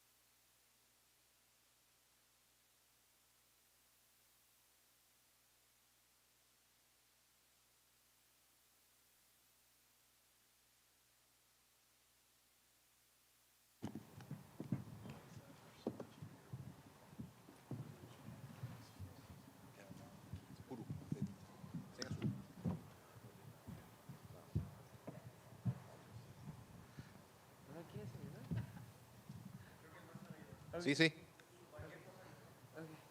¿Quiere que lo haga él? Es que me entiende un poquito más. He's a trainer. Can do the translation. He understands him better. Es que soy de Veracruz. Claro. Hay palabras que tal vez no entiendas. Okay. Okay. Como dice que from Veracruz. He's putting me on the spot right now. Ronaldo, right over here, other side. Hi. Obviously, since we last saw you, your life has changed quite a bit, I would imagine. I think I saw a video of you gained like 500,000 followers since your UFC debut. So how has life changed, and has it changed dramatically since, your last win in the UFC? ¿Cómo te sientes con el crecimiento que has tenido en tus redes sociales y pues tu desempeño que va a haber en el UFC? Me siento muy bendecido, me siento orgulloso de tener el apoyo de toda mi gente mexicana, de mi raza, que me siento orgulloso, me siento bendecido de poder decir que estoy representando en un evento tan importante a toda mi raza que quiere verme, que me apoyan, que me dicen que yo los represento. Eso me llena de orgullo. He's really proud and happy that all the Mexican people are it's really like encouraging for him to know that he's representing the regular people, the Mexicans, the real Mexicans, the hard workers, and he feels blessed and really happy about it. It seems you and Daniel Zellhuber have been the face of this new wave of Mexican MMA. Obviously, Alexa and Brandon and Yair were there, but you're this next group of people. So are you starting to notice that maybe even younger kids are starting to recognize you when you walk the streets? Que Dani y tú son como la nueva camada de los peleadores que van a representar a México, ¿no? Los nuevos peleadores mexicanos. ¿Qué te sientes al respecto? Y también hay gente que las generaciones más abajo te están empezando a reconocer. ¿Qué sientes? Oh, me llena de orgullo que la gente me esté comparando con alguien como Daniel Zellhuber. Él es un gran compañero, un gran ejemplo a seguir de trabajo duro y pues yo pues me rodeo de gente que trabaja, ¿sabes? De gente trabajadora. Dijéramos, tenemos un dicho en el gimnasio, no nos rodeamos de pendejos y nos rodeamos de gente que crece, que quiere salir adelante, que quiere trabajar, superarse y pues de esa gente es la que yo quiero rodearme y de la que estoy rodeado, gracias a Dios. So he's really proud and happy that you are comparing him also with, or putting him in the same space that Daniel Zellhuber, because he's the hardest worker of all the fighters that we know.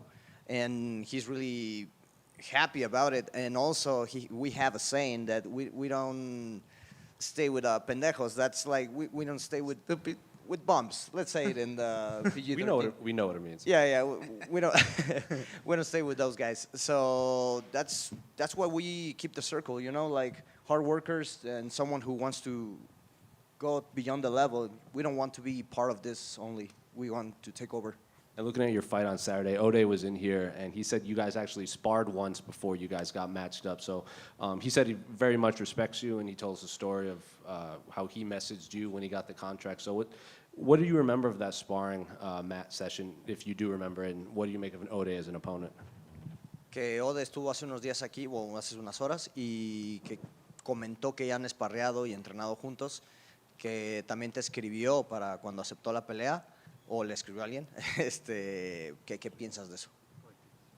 Pues espero que pues no piense que voy a salir con una amistad después de esto, porque yo voy a ir a arrancarle la cabeza a cualquier costo. So he's like, I hope he doesn't think that we're friends, because in the cage I'm going to try to rip his head off, you know, like it's business. Can I ask who made your hat? ¿Quién te hizo tu sombrero? Oh, es veracruzano, es de Orizaba y fue personalizado por unos artistas oaxaqueños, Jacobo y María. Está bien chido, ¿no, güey? It's pretty cool, right? Jacobo and Maria are the ones who made the hat. The hat is from Veracruz and Orizaba? Orizaba, and that's the hat that represents his land. I only asked because I think I saw Gilberto Marquez made you a hat too, and you know he's very famous here in America in terms of Mexican hat makers. He saw that vio que te hicieron un sombrero de Gilberto Marquez. Yeah. Marquez. Oh, sí, ese está bien perro, güey. Ese está chido, man. Ese lo voy a usar mañana. Es surprise. Yeah, he's like, don't spoil it. Tomorrow we're gonna wear it, so it's gonna be in the press conference. Can't wait. Last one for me. Can I get your thoughts on the main event between Sean and Merab? ¿Qué piensas del main event entre Sean y Merab? Oh, va a ser una pelea entretenida, man. Van a tronar los cueros. Pero se me hace que les voy a robar el reflector después de que noquee o le arranque la cabeza al Ode. It's gonna be a great fight.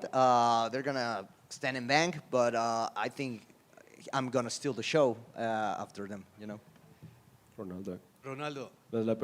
La gente que te conoce sabe que tú tienes una actitud muy divertida, te la pasas bailando, cantando, haciendo todo eso. Obviamente vas a abrir el pay-per-view de esta cartelera. ¿Tú ves el potencial de recibir muchísimos fanáticos más después de este espectáculo? Eso yo pienso que es inevitable. Trabajo muy duro para cumplir mis objetivos. Yo me visualizo como siempre siendo una superestrella. Sé que voy a hacerlo, es cuestión de tiempo. Me siento muy emocionado, ¿sabes? Este campamento ha sido bastante bonito, bueno, lo he disfrutado, me he llenado de energía increíble, man, y hermano, me siento increíble. Y cuando te pones a ver tu plan para llegar al título, ¿cuántas peleas quieres pelear antes de llegar a una pelea así como para el título? Tradúceme, ¿no? ¿No? Ok. Ajá. Perdón. ¿Cuántas peleas? Sí. No sé, eso no depende de mí, pero al que me ponga enfrente tiene que estar listo para morir. Vale, y veo no solo el sombrero, pero también tiene los zapatos nuevos que te dieron. ¿Cómo se sintió recibirlos? También vergas, loco. Guáchalos. Dicen viva México. Gracias. Ronaldo, acá. Ronaldo, acá. No, acá está. ¿Cómo estás? Chido. Esa noche tendremos también un boxeo compitiendo por el foco, digamos. Acabas de hablar del reflector que te gusta mucho. Y vos sabés que al mexicano le gusta la garra mexicana. Que se diga que peleó y ganó a lo mexicano. Muchos quizás se van a decidir a ir a la esfera por A o B razón. ¿Pueden esperar esa garra mexicana o qué pueden esperar y qué imágenes conmemorando toda la independencia, México y todo te vas a meter en tu cabeza esa noche? Hermano, yo pienso que no hay ninguna competencia. Canelo es Canelo, Lazy Boy es Lazy Boy y México está ganando, como quiera. Mi raza está ganando, ¿sabes? Que te pongan en un escenario. Estamos invadiendo Las Vegas, hermano. ¿Puedes creer eso? O sea, en los mejores deportes de contacto quieren a nuestra raza. Y eso, men, eso habla de que somos unos guerreros. Y esa garra mexicana, tú sabes más, vos sos mexicano. ¿Lo van a poder ver esas personas que tienen hambre de que un mexicano gane una pelea a lo mexicano? Hermano, soy garantía de espectáculo. ¿Sabes por qué? Porque yo no tengo nada que perder. Tengo todo que ganar. Yo nací en la nada. Tengo todo que ganar. Por eso es que soy tan peligroso. No tengo nada que perder. Lazy Boy over here. Primero, me gusta mucho su recomendación de la barata Queen. No. Y eso que no, deja que te lleven los chilaquiles, loco. Te voy a llevar a la casa del desayuno. Sí, estoy emocionado. Y segunda, ¿quién sería el artista de sus sueños para tener un concierto en la esfera? Oh, raya, me la pusiste difícil, loco. El artista de mis sueños. Sí. Diablo, me voy a echar a gente encima. Pero un cantante, por supuesto, solo uno, no un grupo. Ok. Es que de Luis R. Conrique está bien perro, men. Ese vato cuando escucho la de Tacas, hijo de su pinche. Cuando me ponen esa me pongo bien bélico, men. Me pongo así, ¡ay, hijo de su pinche madre! Tráiganme un culero para desmadrarlo. ¿Puedes cantar poquito de esa canción? ¿Esa canción? No, loco, me van a censurar. Ya me bloquearon en el Instagram. Pero... ay, Dios mío. No, me van a regañar, loco. Capaz y no me sale bien. No sé cantar, por eso nada más tiro chingazos. No, creo que estoy bien. Creo que no, cantar no es lo mío. A mí ponme a tirar vergazos. Eso sí sé hacer. Pero tracas, hijos de su pinche madre.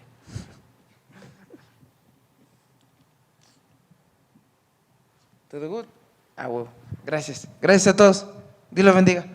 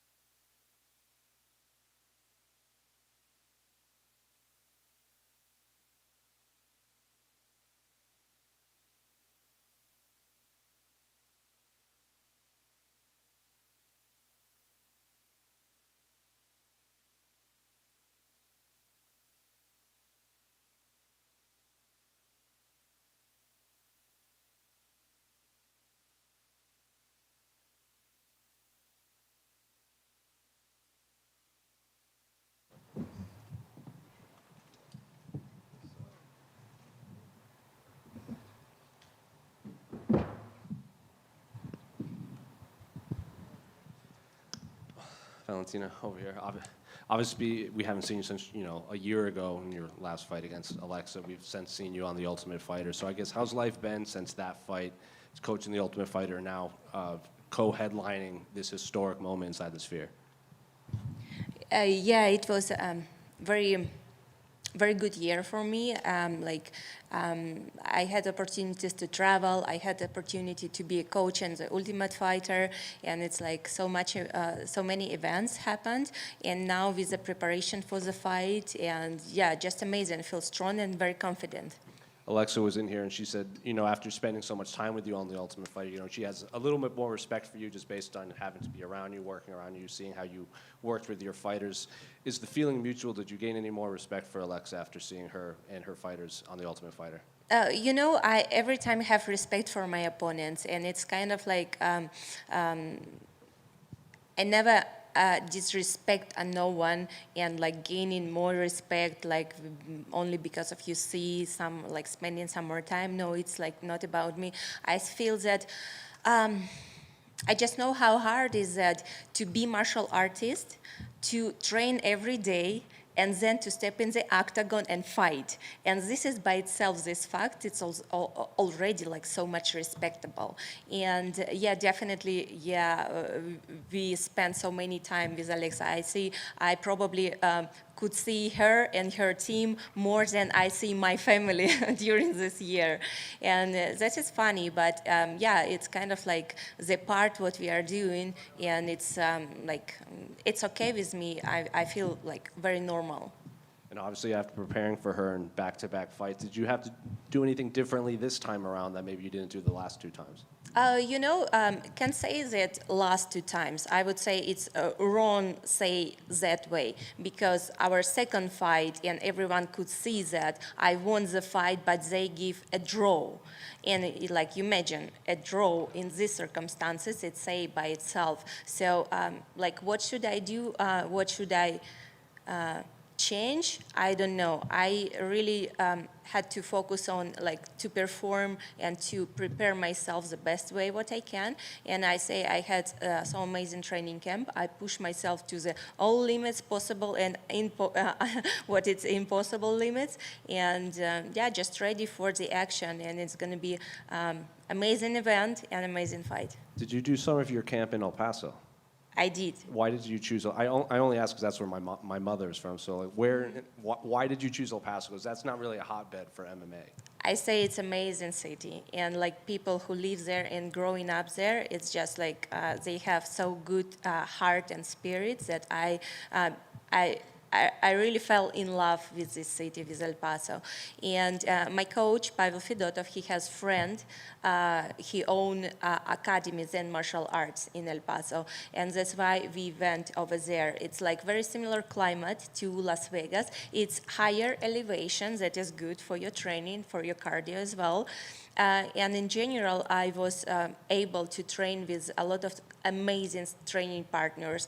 Part of them, they were from El Paso. Another part, they were from Ciudad Juarez. Every day, every morning, they were crossing the border, train with me, and go back to and it was happening during a month and a half what we stayed in El Paso. And just we, besides the trainings, was able to just deep down, just go and to see the culture of the city, amazing river, and I would spend mostly my time in the river, and it's just so good. Is that a place you'll go back to for your camps, or because we know you travel a lot for your camps, but will El Paso kind of be a home base for you moving forward for camps? Oh, it's very hard to say because it's every time, it's all around. For example, for this fight, my training camp, it was divided on a few locations. So we started first we spent 2 months in Thailand in the Tiger Muay Thai.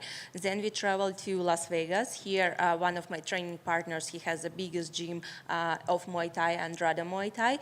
And then we traveled to El Paso, and now we come back to Las Vegas. So it's every time moving, and the opportunity to train with different training partners, it's amazing because when you are in the one place only for a long time, you kind of know what to expect from your training partners. No, you know technique, but then like boom, and you have like completely different. You have to adjust. And I think I love this, like, because from Las Vegas to El Paso we were driving, and on our way back and come back, we stopped also in Arizona, in Phoenix, and trained in Fight Ready Academy. So it's another like more training partners with more skills. So it was just amazing, and I think it's exactly what I needed for like being in my best shape. And then just last one for me. Can I just get your thoughts on the main event between Sean and Merab? I think it's amazing, very like both, they are very competitive, very strong. Everyone, they have their like special fight style, and I would love to watch this fight, and it will be very intriguing how it's gonna end up. And so yeah, I think it's amazing main fight. Valentina, just one from me over here. Last year, I remember you mentioned the influence that the Mexican crowd had over the potential decision, or the decision that was made with the 10-8 at the end. Is that a concern you have going into this fight, given now it's going to be a pro-Mexican crowd again?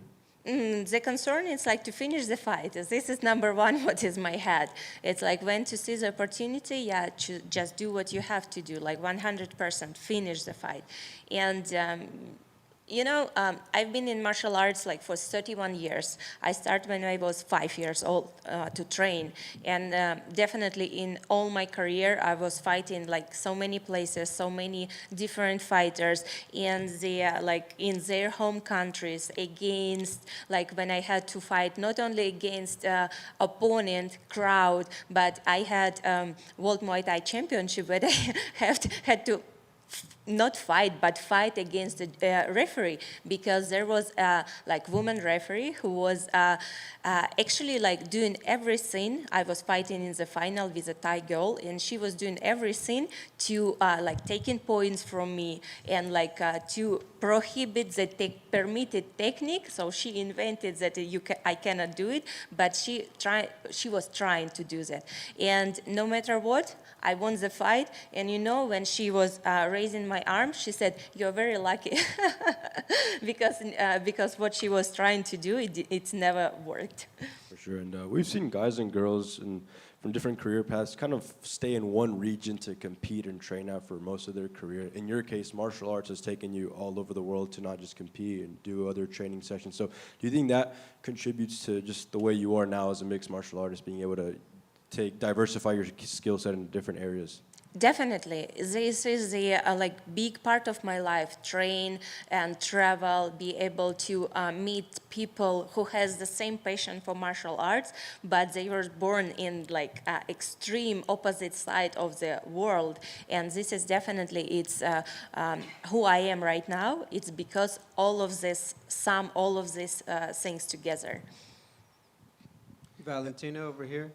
Valentina, I think that when people break down the layoff for the fight, a lot of people think that the time between fights helps you the most because you've had such a long career, been champion, been in so many big fights. Do you agree with that this was probably better than it was for Alexa to have so much time between the last one? I don't know. It's like to compare, like, I don't know, it's better for me or better for her, but I think I know exactly it's good for me because I like after the injury and surgery, what I have from the last fight, I now like feeling back 100%, and I don't have this rush time when I like force myself like to go and train and not be able to do like 100%, to give 100% from me. So this is not about this case anymore because it spent enough time. I healed all the way up and ready for this amazing trilogy. I want to ask you about another big fight going on at flyweight. Someone you know that you're familiar with, Rose Namajunas, taking on Erin Blanchfield. Just what are your thoughts on that match? I think it's amazing fight between both very strong girls, and I think like with Rose we are training so many times. I know she's an amazing fighter, very skillful. Her like technique, it's just like very high level, and her feeling of the fight is the same, like it's a nature gifted. And we have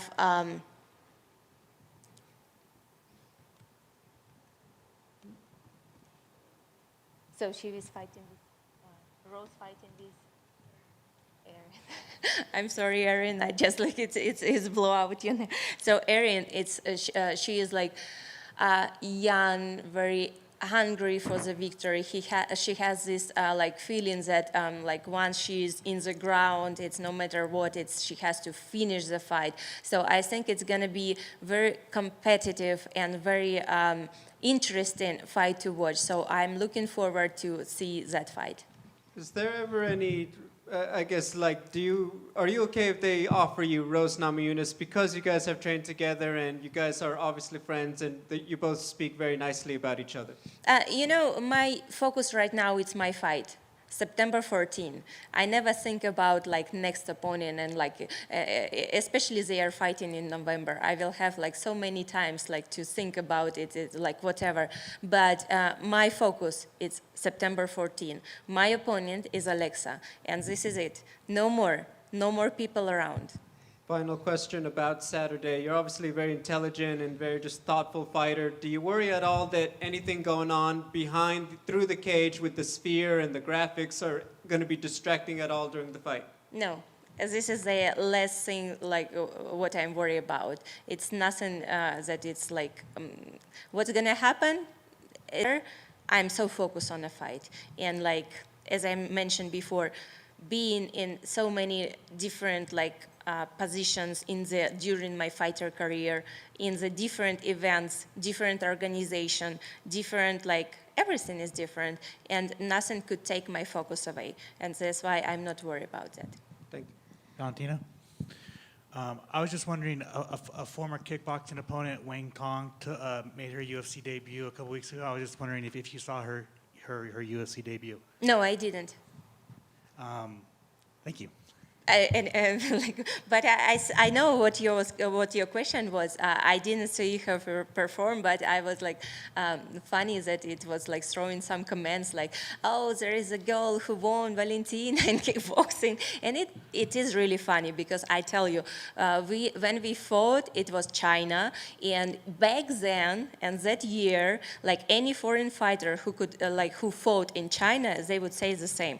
To win Chinese opponent, you have to like not only knock out her, but knock out and make sure that she will be down for at least 30 minutes. Because if it would be just 5 minutes, they will bring her up, just, are you ready, go. And in the end, like they make you lose. Because if we compare judges of that organization in China with, for example, what happened in my last fight with Alexa, that judge would be an angel comparing to the judges in China in that time. Okay, cool. Thank you. Right in the back, Valentina.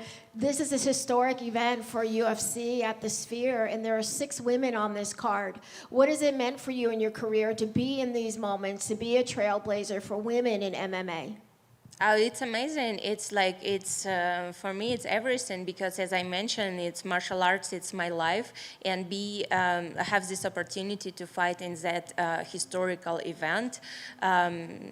It's just big, it's a huge, but right now I'm in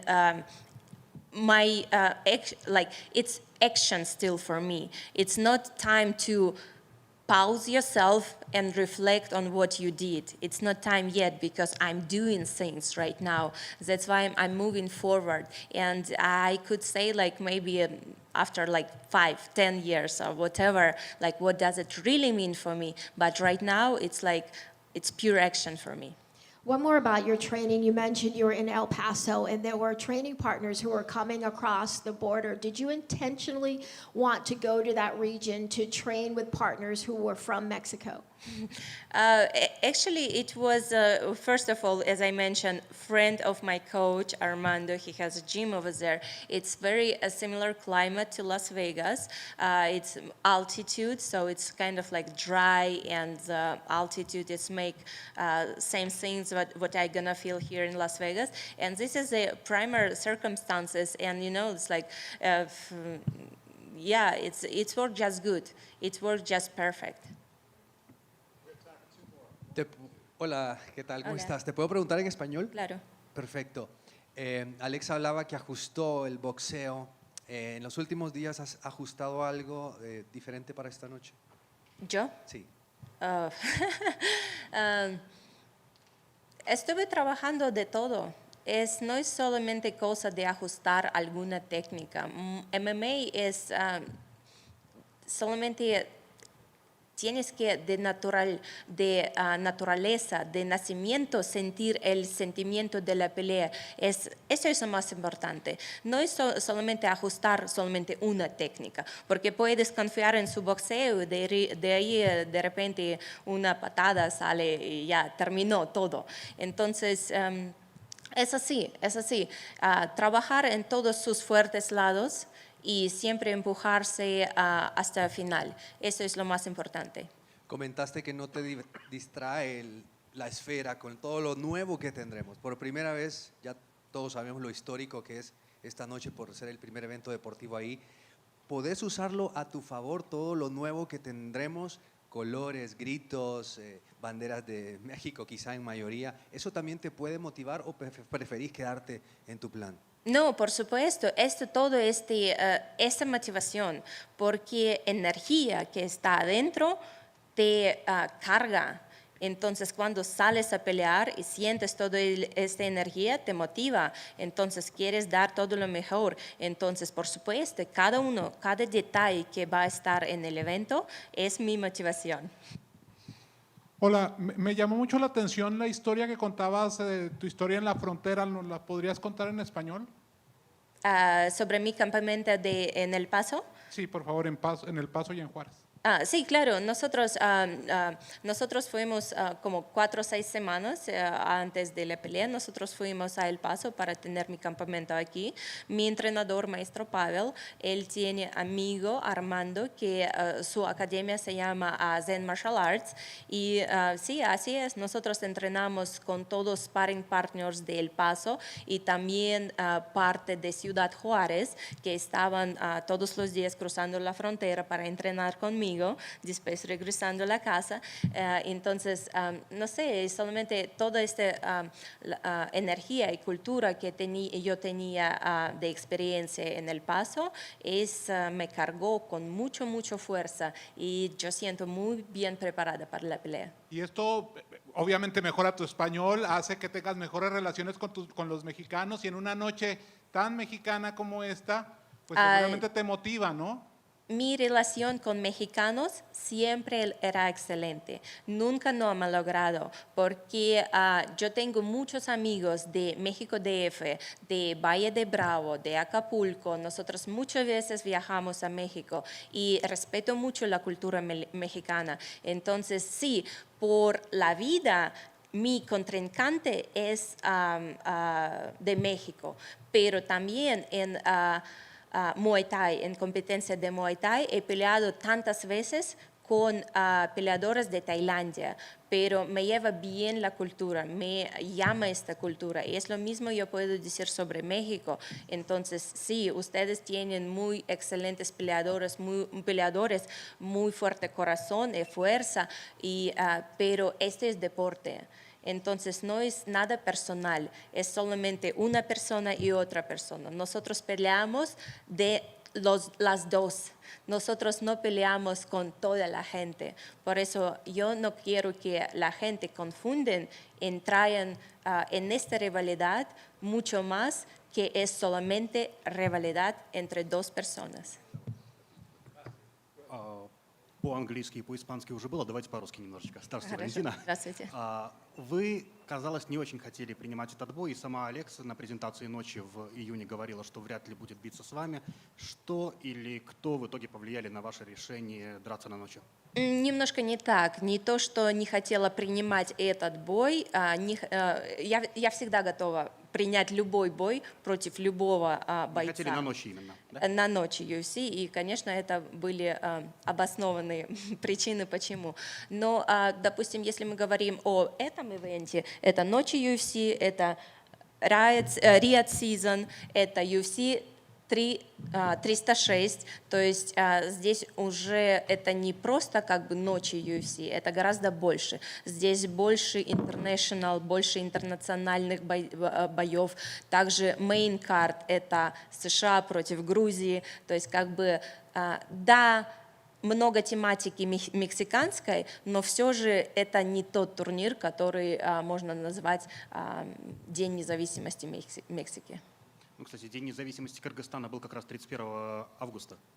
Все правильно. Так что турнир как раз между. Все правильно. День независимости Кыргызстана — это 31 августа. И, конечно, да, для меня это именно, как сказать, я буду отмечать именно независимость своей страны. Ну, кстати, ваш последний бой был тоже на ночи против Алексы, правда, Fight Night был. Насколько некомфортно было и насколько вы чувствовали, что вы не на своей, а на мексиканской территории? Нет, для меня нету никакой разницы. То есть за всю свою спортивную карьеру я провела поединки против бойцов в их стране, где были все трибуны заполнены болельщиками с другой стороны. То есть для меня это нет никакой разницы, где, когда, с кем драться. Но тот факт, что наш бой, прошлый бой, то есть я его выиграла. Все, кто могли посмотреть бой, все однозначно единого мнения. Но при этом, что я выиграла бой, дали ничью. То есть результат боя был ничья. И это говорит, то есть этот результат, он говорит сам за себя. То есть получается, это уже в прошлом. Мы об этом сейчас даже не разговариваем. Сейчас я настроена для хорошего, отличного поединка, показать всю свою мощь, силу и скорость. И последний от меня. Если вы выиграете в субботу вечером, есть ли шанс увидеть Шевченко Grasso 4? Если нету. Когда вы выиграете? А есть ли шанс увидеть Шевченко Grasso 4 или это последняя серия вашего мексиканского сериала? Вы знаете, я бы так не стала шутить, ваш мексиканский сериал или что-то такое. Я думаю, когда мы разговариваем о таких серьезных вещах, как ММА и поединки, здесь не очень уместно именно такие высказывания говорить. Но я скажу, что я настроена, мой фокус — это всегда бой в субботу. Допустим, сейчас у нас сентябрь 14, и я никогда не буду заглядывать вперед, что и как дальше, потому что мой фокус, он целенаправлен, он цельный, и он только на этот бой. А то, что будет проходить после этого боя, я буду думать уже сентябрь 15. Хорошего боя. Спасибо. Wow, Rush is so hard to understand. Nice to meet you, Nice to meet Mirelli, from Brazil. Podemos hablar en español, ¿está bien, Sí, Valentina? también. Me gustaría mucho que hablases sobre una atleta muy joven, es Natalia Silva, es invicta y es de su división. ¿Tú conoces? Yo conozco a Natalia Silva por nombre, pero todavía no tenía oportunidad para ver sus peleas, pero sé que ella recién ha peleado con Jessica Andrade y ganó por decisión. Entonces, como usted dijo, es invicta. Entonces, es una peleadora joven, bien hambriente para ganar las peleas. Y sí, se habla por sí sola. Está bien, gracias. Gracias.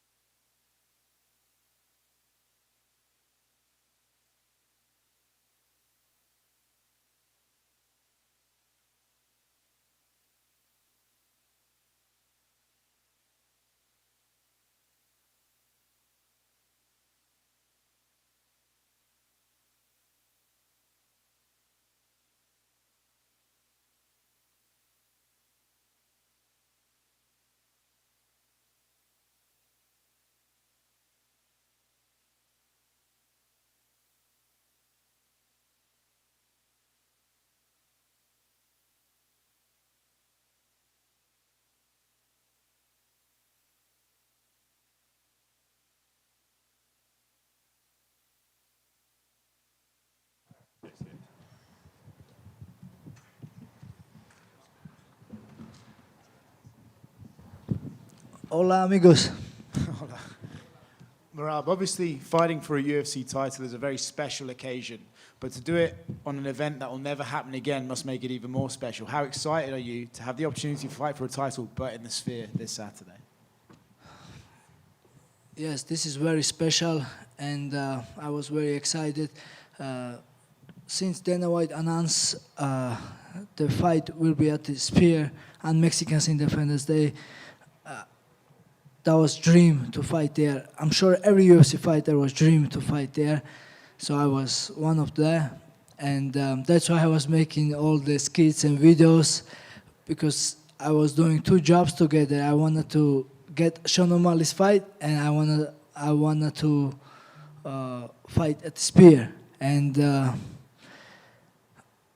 both worked out. So, and I'm grateful. And when I got called 2 months ago, and I was fighting for the belt on Mexican Independence Day at the Spear, I was so happy. I was very excited because this is a special event, one and only. But next day, I was just focused for my fight, and yeah, right now I'm just focused on my fight, and everything is cool. But I'm a professional, and I have to do job.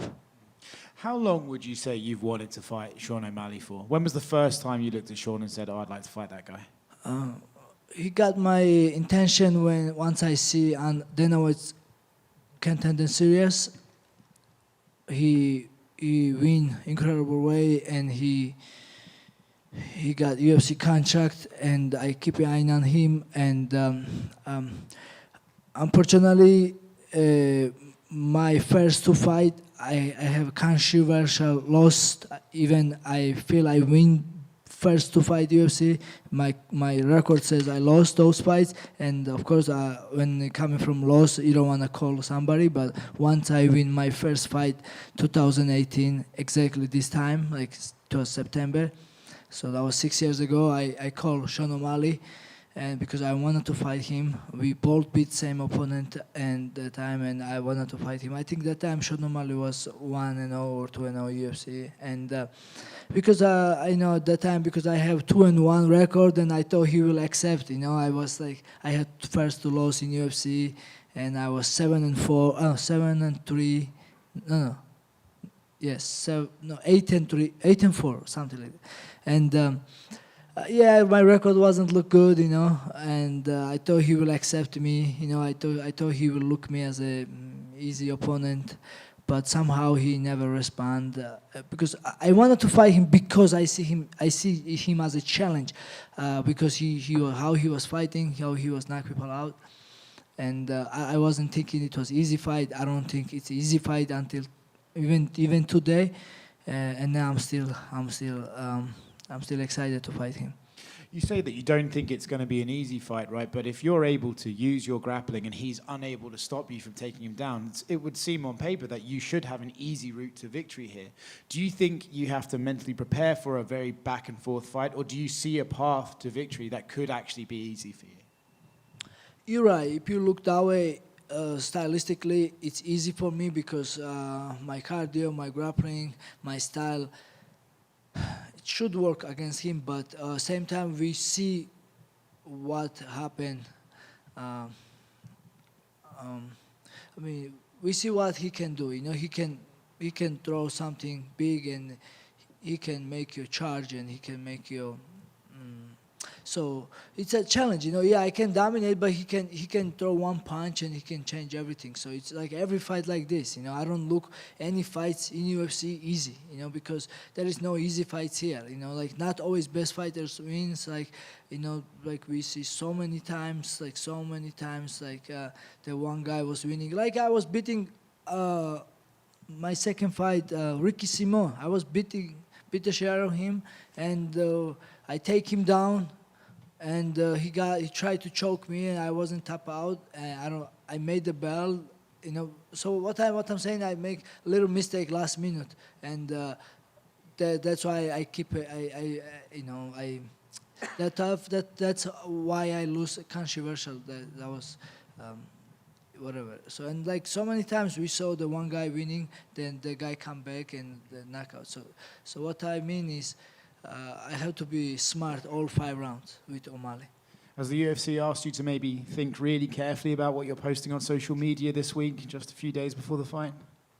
If UFC what? Have they asked you to be a bit careful about what you're posting to social media, No. maybe not reveal too much this week? No, UFC never ever control what I have to say or what I can post in social media. I'm great for UFC and thank you so much.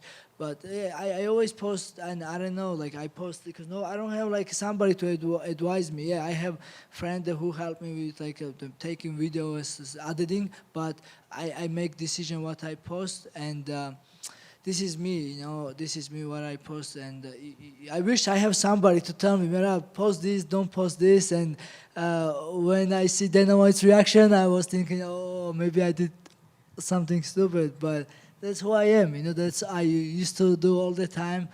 Even when I break ice with my head, I post it because that's who I am. I don't hide nothing. I'm a normal guy, and I always will be the normal guy.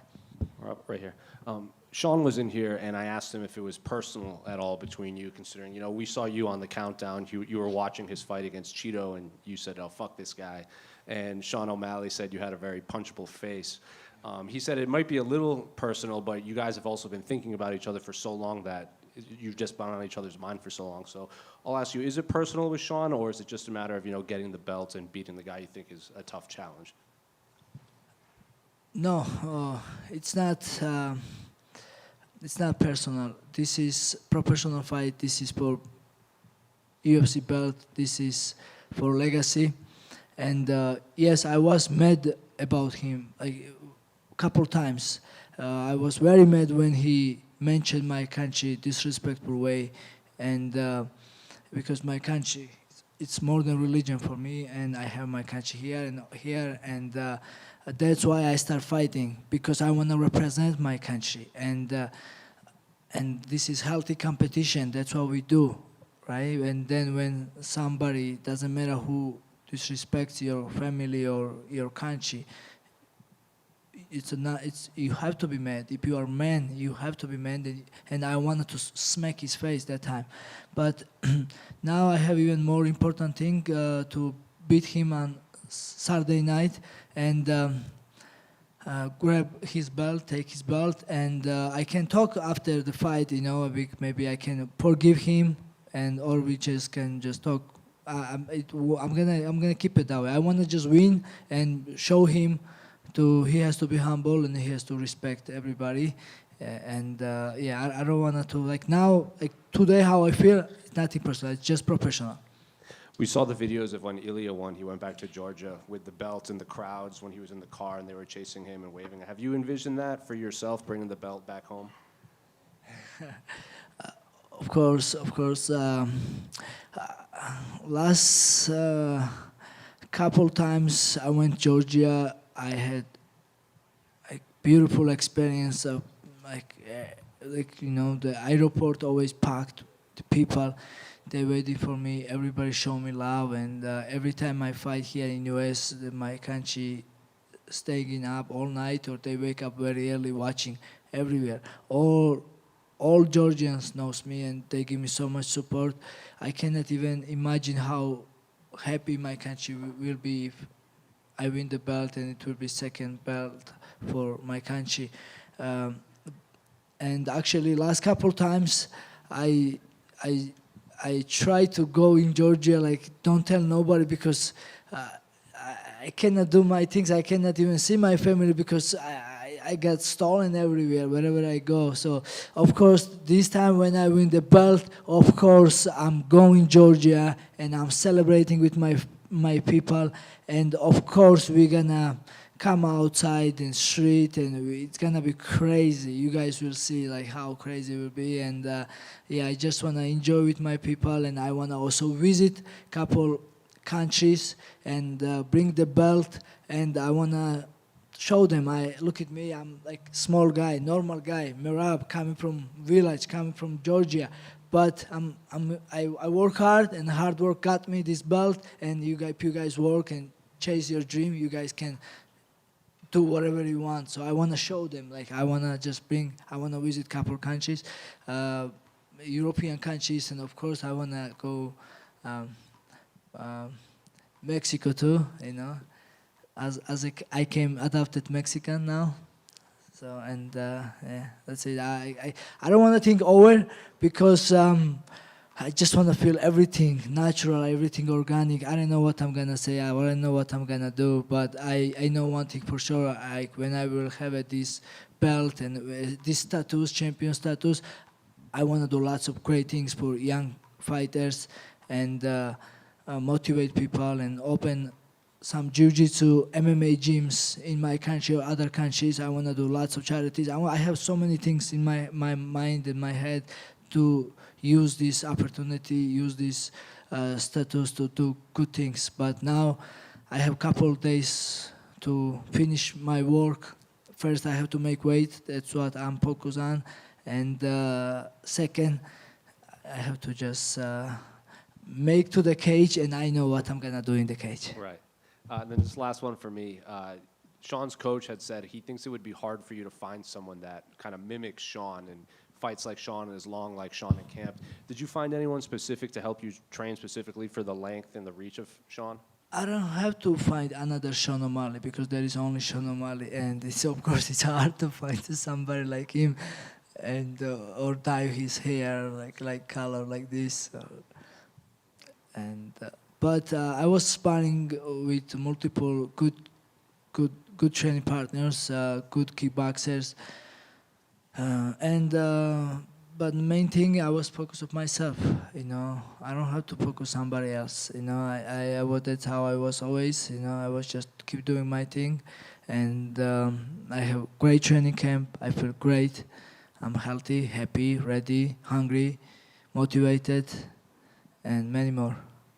Merab, over here. To your right.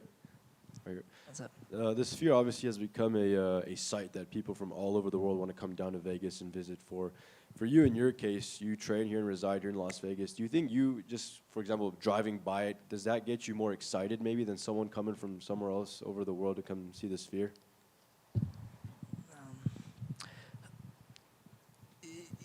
It definitely makes it easier to fight here in Vegas. Even last time I was fighting in Anaheim, I just drove here, you know, because I don't apply the security line and take 2 bags only with you. Now I'm just gonna draw here everywhere, and Vegas is so much easier, like to training here and warm up at Syndicate. That's where I training. Morning I'm gonna do shakeout there, and then I can go home, eat lunch, and then go to the fight. It will be like normal day for me.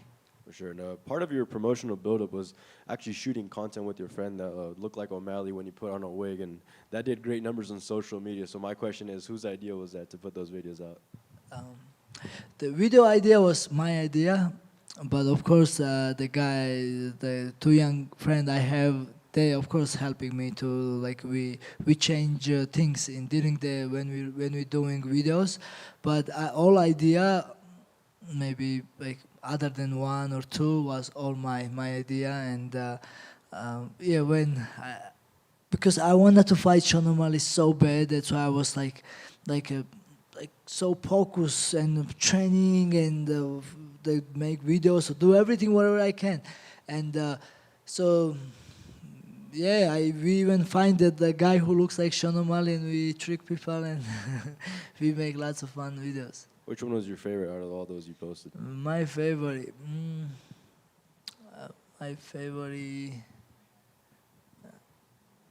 maybe me as a firefighter.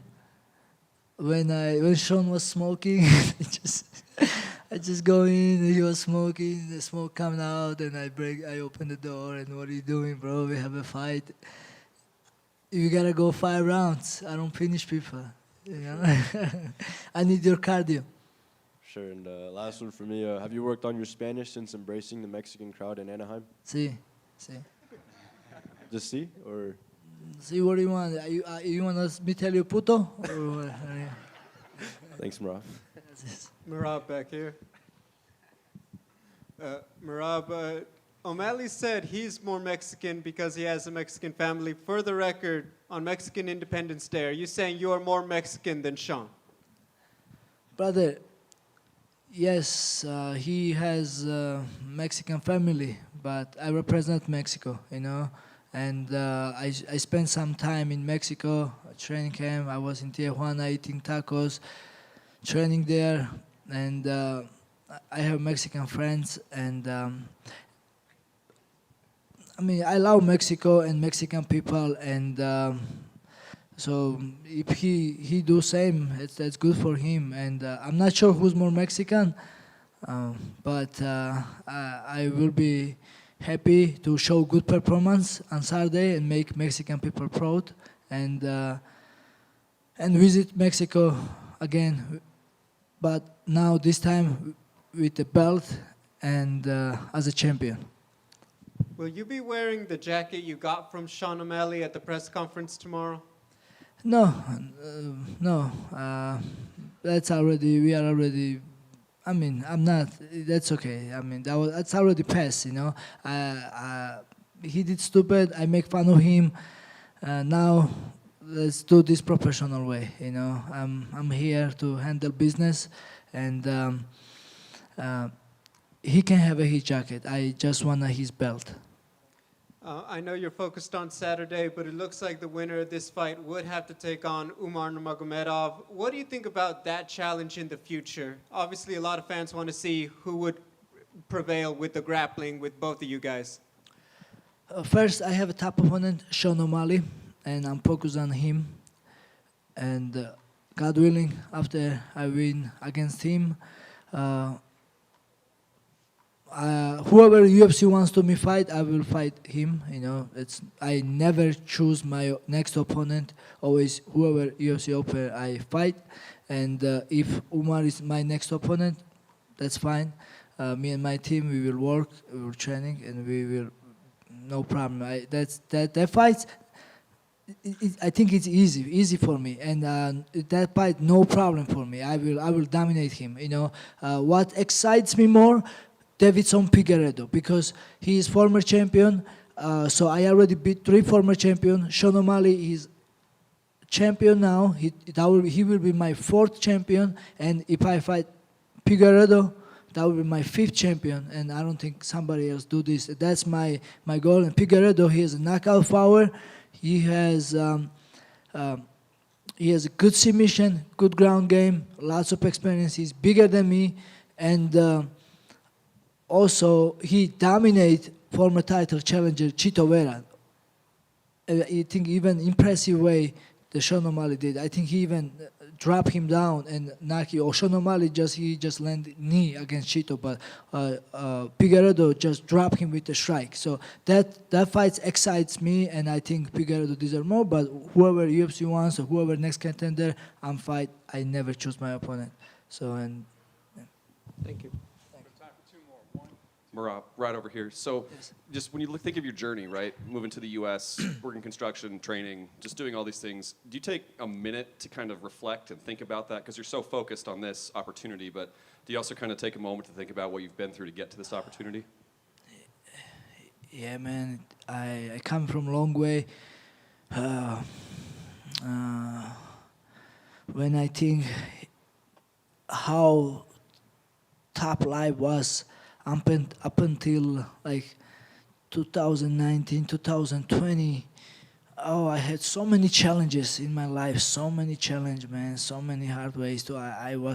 Every day I was asking myself, should I continue or should I stop, and should I just focus on work, and should I just get married or just not chasing this, because maybe this is not for me. This is hard, and I still have to work full-time job, and I still have to training hard. It was so hard to bolt, and every day I was asking myself question, especially when I was at the work and working in the sun or in the snow.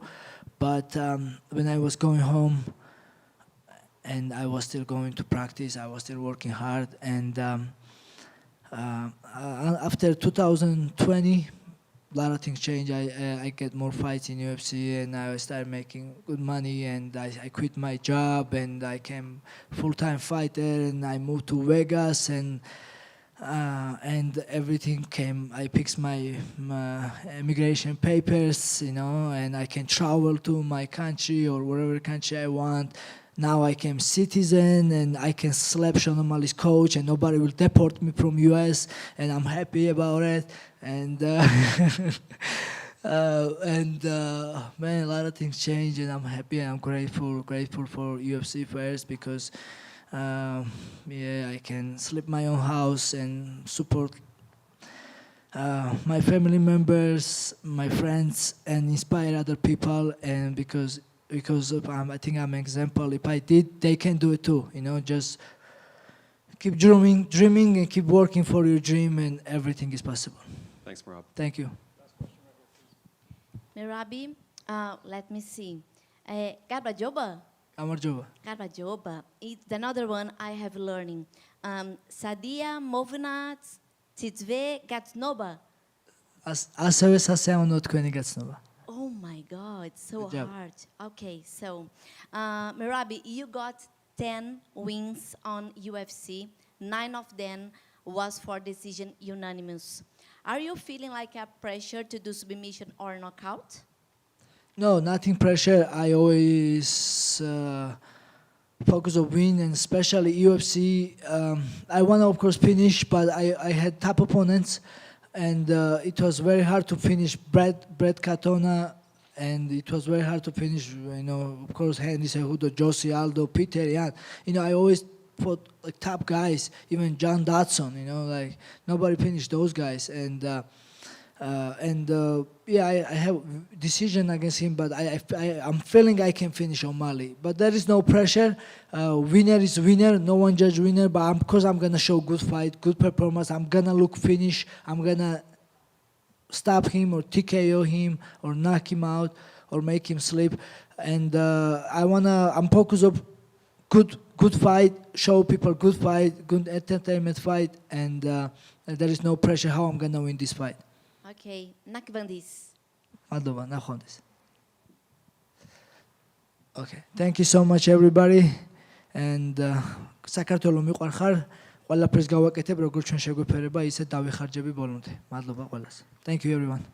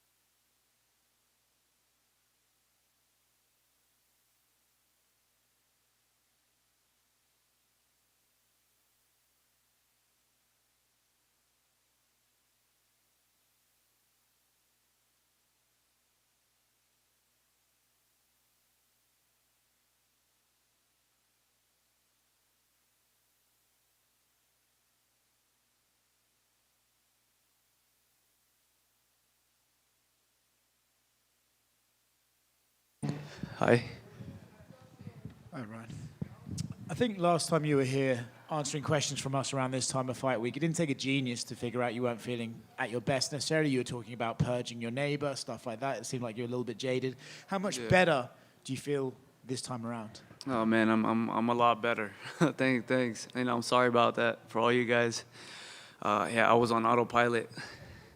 That was it. That's all. The only way I can explain it. Everything felt just autopilot. So to get back here and now sort of get to this part of fight week, right? Weight cut still ahead of you, but to know like, oh, this is how I'm meant to be feeling at this part of fight week. Does that just give you sort of, I don't want to say confidence, but a renewed excitement for Saturday night, knowing that you're going to compete? 1,000%. just going through the motions and getting a fight week and changing the scenery where I was staying from last time to this time and just kind of comparing both. This one just, it feels way different. Just way different. When you were watching Diego fight last time, was there a sense of like, shit, that should be me in there? Was there a sense of stuff, or did you just feel so physically bad that you just had to let it go? It was both. It was both. I was staying in the hotel room, and then we did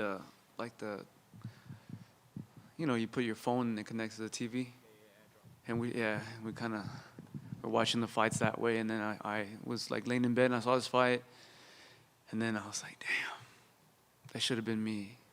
But then I also thought like, well, come on, bro. Like, had that been you that night, you probably wouldn't have won, like the way you were feeling. Yeah. Let's just be honest. But it was a bittersweet moment knowing I was there, almost made the weight, and we went through what we went through, and I didn't really want to pull out. But then you have to make a choice. We made peace with it, and that was it, But yeah, I had those feelings of, we could have got this done with and then moved on to the next.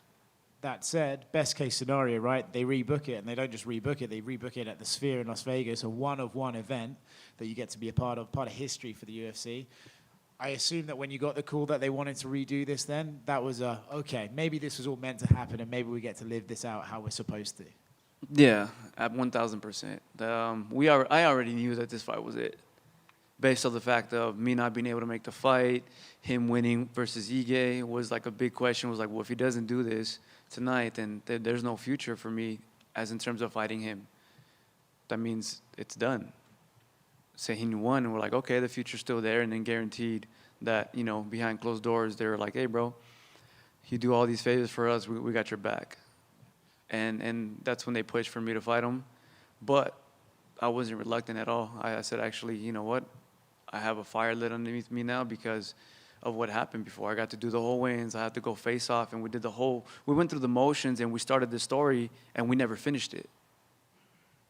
Saturday, we finish it finally, and I don't want to leave anyone with any doubt or with anything of how this story ends. And then after this, is it still lightweight on the mind? I know you had some ideas of some fights up there that you're interested in. Is that still the goal? 1,000%. 1,000%. Because, you got Volk fighting in October. Sorry, Volk. You have Tuporia and Max fighting in October. Then after that, you have whatever day they decide on next year to fight. And then, so it's like a line to fight for the belt. And depending on how this fight goes this weekend is going to determine whether the fans believe that I deserve another shot or not. But either or, my goal is to stay busy. And if there's nothing for me in the featherweight division, then I'll move up. Right here. I know you said it was hard to watch that fight thinking that you should have been involved, but was any part of you, like when they announced Dan Ige, were you just like, God damn, dude, like 5 hours notice you're stepping up to fight Diego Lopes? I was happy. I was happy because I was like, bro, I felt bad. It's like, I felt bad. It's like, bro, look at everything we both went through in 2 weeks, and I'm the one that pulls out. I was hard on myself for it, given even the circumstances of being sick. But then to see him that he actually has a fight, I was like, let's go. Like, cool, you still get to make your money, you still get to, you get to earn your stuff. And the only doubt, not the only doubt, but the only question mark was, well, what if he loses tonight? That means this story ends here because, that's it. To kind of go off of that, maybe some opponents, they would be bitter. They'd be mad that you pulled out like the day before, the day after they had to weigh in. But Diego was very nothing against Brian. He just didn't feel good. He shouldn't have fought, but I hope he rebooked it. Seems very complimentary of you. So I guess when you hear Diego, the guy that this actually affected the most besides you say all these things, like were you just like, all right, yeah, this is a good guy and we'll just have to go in there and fight? 1,000. Yeah. 100%. And then can I get your thoughts on the main event between Sean and Merab? That's a tough one, man. I just shook Merab's hand right now, and I shook O'Malley's over there. I've known both of them. I've seen both of them, met them, everything. And so one, given that, I don't even want to speak because I just don't want to bitter any relationship. But if I was to be a fan of it, right, on just a fan side and not knowing anyone, I don't have an answer for that one. Those are one of those few fights that you typically have one or the other. And for myself, that one's a hard one because they both have qualities that can take each other out and it just depends who can use them better that Saturday night. Then just was line for me because I just thought of this. I think on your Instagram I saw a video clip you posted about how like in the past, you know, you do grappling and then you go to wrestling and just be hard on your body. And I think you used the phrase of like you're kind of bridging these different styles to create your own style. So I guess hearing that, can fans expect maybe a different style of fighting from you in there? Or is it just when you get in there, you'll just feel it out and you'll fight against Diego? Yeah, the new version of myself is someone who's actually taking his job seriously. Before, like I mentioned, when I was younger, I would just win a fight. I would eat Jack in the Box, train in the garage, roll nonstop, run a bunch of stairs, a bunch of miles. As long as I wouldn't gas out in three rounds, I was like, we'd be all right. The weight cut, we just kind of winged it. We had no idea. We started copying people, just seeing like, hey, what are you doing? How does that help? Very clueless. But you know, after the Max loss, that was the first time we decided to take it serious. Then I won Zombie, and then, you know, I kind of decided to just to be stupid again. You know, something that's hard to shake after, you know, my lifestyle. And then after that, after failing recently and hitting rock bottom, that's kind of when I decided to say, you know what, bro, like, stop self-sabotaging yourself because you're afraid of what you can become. You know, I was more happy to be part of the party than, you know, I wasn't supposed to be here. That was always my mentality. We weren't even supposed to be getting these checks. We were probably supposed to be in jail or doing something else. And the fact that we're here is just go for the ride. But now it's different. Now I take everything serious, and now I just eat and breathe this. Even off season, I'm training twice a day, and I'm coaching some of these guys through what I'm learning as well, and we're just moving, man, nonstop. We've seen past high-level grapplers, like Damian Maia specifically off the top of my head. He said, like, when he got to the UFC, he hit that point where he goes, well, I have to kind of embrace this wrestling a lot more, taking fights down. And when he started to do that, I remember him saying, like, oh, I should have done this years ago. Did you hit that too? Like, once you start to realize, like, how you can take people down easier, you can use your skill set. Did you ever have that moment in camp? Yeah, 1,000%, bro. This was something that was frustrating. And I'm someone who doesn't like to lose. So when I'm losing in the gym constantly to people that in my head I know I can beat, that didn't make sense. So I would disregard the art because of how I felt.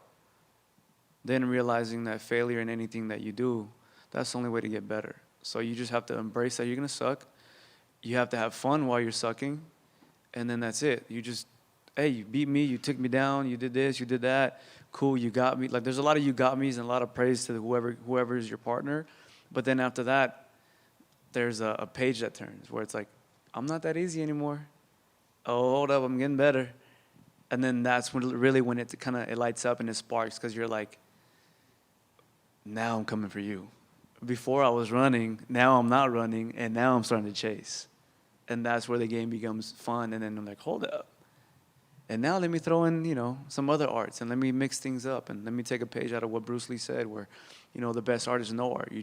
You find all these random techniques from everywhere, and you just have fun with them and use them at the proper time. Brian, Hey, to your Brian, right. over here. Good to see you, Brian, over here. Got you. Good to see you again here for this fight week. Dana White actually confirmed via social media not that long ago that you and Khabib was actually a possibility for UFC 223, which ended up being with Iaquinta.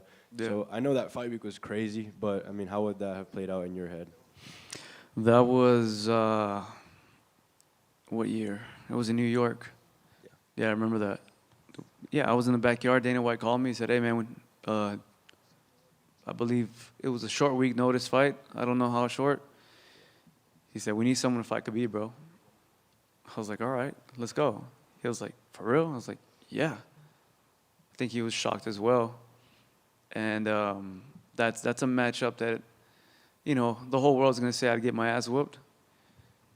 Cool, you know. But as a martial artist, there's always been this whole sambo versus jiu-jitsu or wrestling versus jiu-jitsu.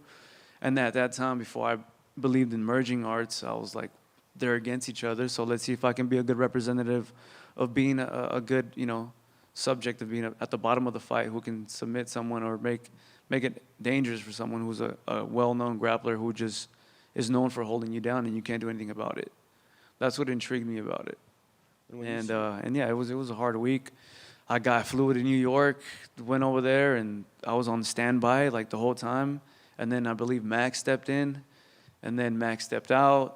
And then they called me to step back in, and I was like, bro, I just ate a Junior's cheesecake. Like, there's no way I'm making weight. Like, I figured once Max was in that it was over. I was like, all right, cool, bro. Like, lost your chance, oh well. And when you like see how far Khabib went with his career, is that something where you kind of wish you did get a crack at him at some point or another? I mean, being so close to potentially fought him, and obviously the Sambo Jiu-Jitsu battle you mentioned just now. No, I made peace with the fact that it's never going to happen, it never will happen. And if anything, I just admire what he did and respect everything he's done for the sport. And just another one from a different perspective from Brian Ortega, the coaching side of Brian Ortega. We're 3 years removed from your Ultimate Fighter season, and half of the cast that was with you on that show is now on the UFC. So I guess, how does it feel to see all that come out from your season, and how did that experience change you as a fighter in person? Not much, man. For me, it was an experience in my life. That was it. It was, I got to see what it was like. You know, as a fighter, you always come and watch these shows, and you see them on TV. You see all that. And then when I got the call for it, I actually kind of didn't want it. Because I was just, maybe I don't fit the part. Myself and Volk, we don't really have true rivalry where we hate each other and we're trying to fight each other the second we see each other. So I have no idea how we're going to put some drama for you guys. He seems like a laid-back guy. I'm a laid-back guy. Unless you really come poking at me, I won't really get at you. So I just didn't know, for the UFC's sake. I said, guys, I don't know if I can sell this the right way. They said, bro, you were going to fight. He got COVID. You guys are both in Vegas. Shoot the show. I was like, all right, done. That was it. But to see these guys in there now, obviously you get to meet them, you get to hang out with them, play pool. They're stuck in the house all day, so all you do is just, board games, pool, just the pool. I brought my dad over there. We had a barbecue for them. You get to meet them on a personal level. A lot of them actually flew in and stayed at my house with me now. Andre Petroski is one of them. He just won, I think, last week or 2 weeks ago. And he's killing it, man. Yeah, I'm seeing all this. Tresean Gore. I see, Brian Battle is in there killing it. All these guys are doing good. And it's, it just puts a smile on my face to see them succeed in their goals. Hey, Brian, over here. Who would be your dream artist to perform a concert at the Sphere? What? I can't even see. Sorry, bro. Oh, there we go. Got you. Right here. Who would be your dream artist to perform a concert at the Sphere? Morgan Wallen. Nice. Dude, I would love to see Morgan Wallen at the Sphere. That walkout would go crazy, huh? If you ever do perform there, bro, please give me a ticket. All right, I got you. Not you, Morgan Wallen. But if you do get me one, I'll go with you. I work for at Vegas, so I got you. Dog, get at me. Hey, Brian. Yeah. Over here. I was just wondering if you had a chance to check out the Craig Jones Invitational, and I guess what was your thoughts on them kind of going head-to-head with ADCC? You know what? I don't know too much about like what's going on in the jiu-jitsu world like that. I kind of keep to myself a lot. A lot of people think it's weird, but that's just kind of what I do. I think it's amazing that he has backing and he can actually get jiu-jitsu practitioners paid. That's something that it was not ever a thought to just do jiu-jitsu and make that a career. Only way you were going to be good at jiu-jitsu is winning competitions and running your own school. But even running your own school would be dependent on the fact that you can make more views. And who knows if that's possible, right? Some people are great athletes, but not the best coaches. You got people that can just do things that no one's ever seen, but to be able to teach that and make another you, that's the hard part. And to see them now just 1,000% just focus on themselves, their food, their diet, their health, training nonstop, and that be a lifestyle and a job that you can have and make literally $1 million. That's crazy. With all that being said, can we see you grappling some of these top grapplers? If it's for $1 million, yeah. Because, I can't risk getting my ankle broken or something and then having to mess up my job here. That's the only problem. I have no interest unless, there's a good carrot to get excited about, to chase. Thank you. Hey, Brian, right over here. Yeah. Brian, I'm wondering, since your last media day in June, did you ever hear back from the neighbors or anyone get word to you about how close they were to losing it? Check this out. That was when I lived in the apartment. Well, I lived in the apartment because I decided to fight Volk. I signed the deal, and I didn't even have a home. At that time, I separated from my wife. We got back together. By the time I separated from her, and then she kept the place, and I was just staying with my homie. But then he lives with his girl, and I don't want to be that guy. Like, you just see walking around your house while you're trying to live your life. But I signed the deal, and I was like, dude, I need to stay here for at least 2 months. Talked to another friend. They said, hey, there's a place that does month to month, and these 2 bedrooms, and you can be by yourself. I said, say less later. Bye, I'm gone. The second the fight was done with Volk, I left. I bought a house, and that was it. But I have no idea where they're at, what they're doing. I'll be honest with you, I don't even know what they look like. I just know they made a lot of noise. And my neighbor now, she's amazing. That is great to hear. Yeah. A little bit of business. There's a lot of speculation. What's the sphere going to look like while you guys are fighting? Is there any worry at all that it could be a little distracting? Obviously, there's already a lot to worry about when you're inside the cage. Once you're getting punched in the face, I don't think I'm going to look at any lights or any people. As simple as that. The second the lights that go on really do a good job at kind of blinding the surroundings, which allow you to focus. But I haven't fought there, and I'm putting it in my head that I have to be aware of the environment so it doesn't mess with me during the fight, and that's something I've already kind of calculated in there. But now I'm going to do the best to just admire what it's going to be like to look in one direction and see 16,000 people in just one direction. That's crazy. We're used to 18,000 people in T-Mobile, and it's a full circle. We have 2,000 less just in one direction. And there's like mountains of them. So that's gonna be exciting. Final question, very important one. You're obviously well known for your hair. Diego's very well known for his hair. Who's got the better hair out of the two, you guys? I'm biased, man. I'm gonna go with myself. What is your response to him when he said he thinks he has the better haircut? Nah. Thank you. Come on. We're good. Thank you, guys.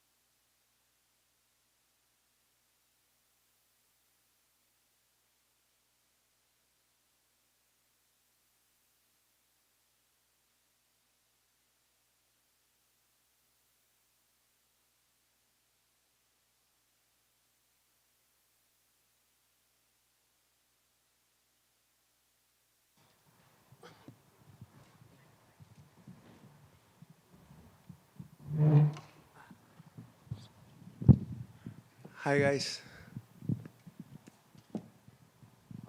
Daniel, over here. Oh, sorry. Obviously, a massive fight week here, especially for Mexican MMA fighters ahead of Noche UFC. Honestly, outside of Alexa, Yair, and Brandon, I think you've had the most hype around you lately, especially in terms of the Mexican fighters. So I guess what's fight week been for you here? Because you were around the last one, but this is just a whole nother level. I feel that UFC giving me the opportunity to fight in 2 consecutive Noche UFC is great, especially as you say now that we have the Sphere and everybody around the world is going to be watching this because it's something that's going to happen one. It's great for the exposure. I feel that this is also because I'm always working hard, I'm always trying to improve, and I try to show that in every fight, so I'm excited to be here with you guys, and yeah. Let's keep it growing. How has life changed for you outside the octagon since last Noche UFC? Because like I said, since then, it seems like you've only gotten more popular. Every fight you get more fans. Every fight you get the people to know you better. And that's why I'm always trying to go out there and give my best performance. Because I know that at the end of the day, even if you go out there and win, but you kind of like look not that good, people is not going to follow your career. So that's why I'm always trying to be amazing, like do flashy things, just put on a show for the people. And obviously, I think we saw you just got added to the video game. Do you feel like you're kind of this, because Lazy Boy was out here and I asked him the same question. I said, it seems like you two are kind of this new wave of fans. And he said, well, you're the hardest worker in the gym. So he was, happy that his name was even mentioned next to you. Well, do you kind of feel like you're at the forefront of this new wave of Mexican MMA fighters? I feel that we all are together. I don't like to put stamps on who is on the front because I feel that everybody have his own rhythm, I've been in the UFC for 2 years. I have more fights than him in the UFC. But that doesn't mean that I'm doing it better or that I'm ahead, I learn from all the Mexican fighters in the UFC, and I know that they might be learning something from me. So, I'm trying to give that focus to the things. In terms of your opponent, Esteban, were you surprised they matched you up so early in your careers, considering you guys are both still young, you don't have a lot of experience, and you guys could be fighting further down the road when you're ranked? I thought the same from the last guy. I don't understand why UFC is making us fight as young prospects. I guess they are trying to kind of spice the things up in the division. Lightweight division is one of the toughest in the sport, if it's not the most competitive one. We see time after time after time contenders getting into the top 10, top 5, and then they just go kick out again. So I feel that it's also good that they are doing this because the guys that made it to the rankings, nothing is for free, There's other divisions where you kind of fight 1, 2 fights and you are already in ranking conversations, but in the lightweight division, you can even be in a 9-win fight streak and not even be top 10. So that talks about the complexity of the division. In terms of his skill set, he won his last fight in 30-something seconds. He came out really aggressive. Are you expecting that aggression right out of the gate early? Yeah, I feel that, I do my research and everything. I know that he's a very aggressive fighter, but I'm ready for that. I'm just, fight after fight, I keep learning the way that I need to fight, finding better my distance, my range, understanding what I need to do in the cage. And I feel that this type of fights help me to prove that because, if he was a grappler, we would be grappling for 15 minutes, but people don't want to see that. People want to see almost trying to kill each other, so that's what's going to happen. He said this was, in another interview, he said this could be a striker versus striker fight. So is that how you see this fight? Well, at the end of the day, we saw this time after time where 2 great wrestlers go out there and end up striking. It might be the same, right? He's a great striker, I'm a great striker. I might just go out there and take him down and control him for 15 minutes. And last one for me. Can I just get your thoughts on the main event between Sean and Merab? I love Merab. I feel that he's a very top fighter, but I don't know. I feel that Sean can find the shin in every spot. I feel that if the fights go to a decision, I had Merab winning because of the pressure, the cardio. He have the record for more takedowns in UFC history. In one fight, 50-something against Petr Yan. But again, I feel that he exposes himself a lot.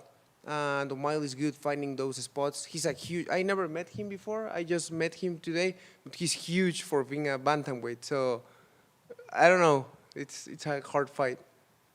Hey, Daniel. How excited are you to have your family here to watch you fight for the first time in America? I'm excited. You know, yesterday I went to the airport to pick my parents. It's fun. You know, for me to being a Mexican fighting in the sphere and having my family with me, that's only give me the extra motivation that I need, you know. I'm a very family-oriented guy. I love to be with my family, and I'm always saying to you guys, one of the hardest things that I need to do about fighting is not even train, it's not even cutting weight. Right now I'm chilling, cutting weight. But being away from my family, from my girlfriend for 3-4 months, and do that 3 times a year or more, it's kind of like the hardest part. So having them here with me, it's something that makes me feel warm inside, you know, like gives me that extra drive to go out there and try to kill Esteban this Saturday. Who was the Mexican UFC fighter that you watched growing up that inspired you or that you just enjoyed watching fight? My company. So, you know, I feel that being in this position now, it's great because every step that I'm giving, I'm trying to get closer to what he made. So. And who were some of your main training partners this camp? Oh, I've been training in Extreme Couture for almost 2 years and a half. The room is always full of killers. This fight camp I was training with Ernesto. He's actually in the develop program. He's a very good wrestler, very good striking. Mateus Camilo. He's another great striker, Nicolas Mota. So as you can see, we have plenty of guys in the room that can help me emulating the fighting style of Esteban. And finally, for me, have you told Lazy Boy to watch out for cameras in his coach's Yeah, I know. It's crazy, right? Yeah, no, he gets mad with me for saying that, but yeah, it's funny. It's funny living with more fighters, you know, guys. Oh, the house is always a mess, but I love those guys. Daniel, obviamente va a haber muchísima gente viendo la UFC por la primera vez por el espectáculo de la esfera, pero hay gente de la población que ve el deporte de manera seria, que dice que la pelea entre tú y Esteban va a ser la pelea de la noche.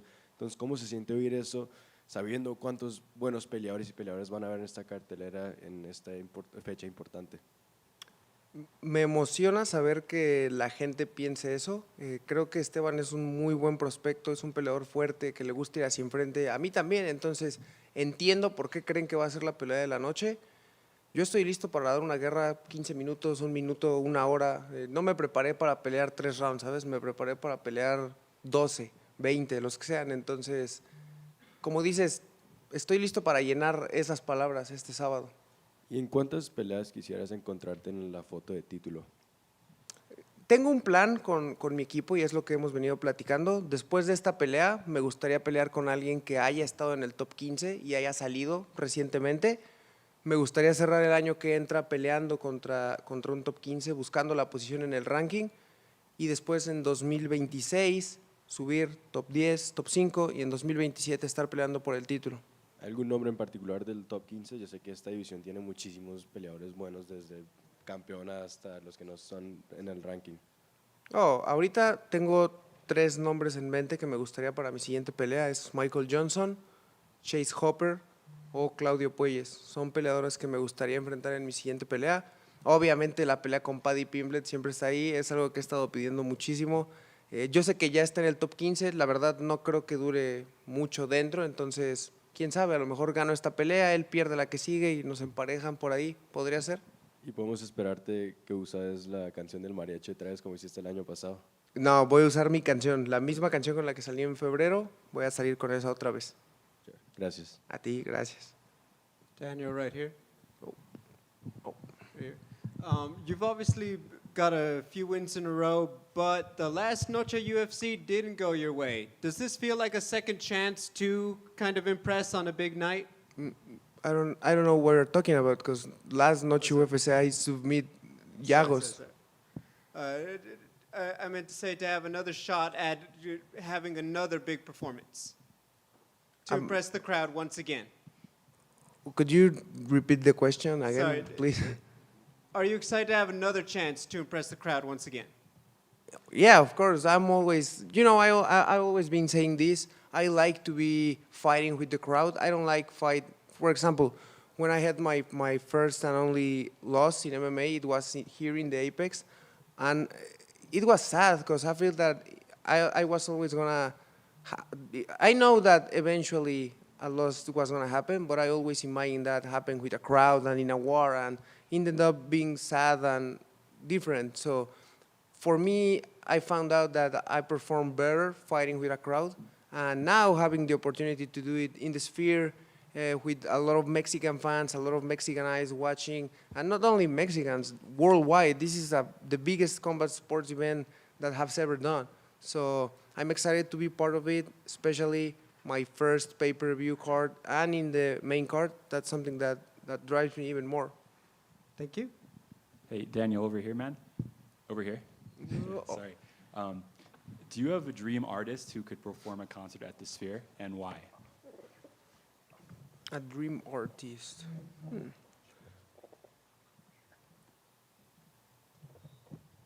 That's a good question, because I like music a lot, you know, but now that we are in the Mexican Independence Day, it needs to be, you know who would be crazy? Luis Miguel in the Sphere. Luis Miguel, I don't know, maybe That's what Diego said too, actually. Yeah, it's because it would be crazy. Imagine, he's El Sol de Mexico, brother. It's the big deal. So imagine that in the Sphere, it would be dope. Awesome, man. Thank you. Thanks. Thanks. Thank you, everybody.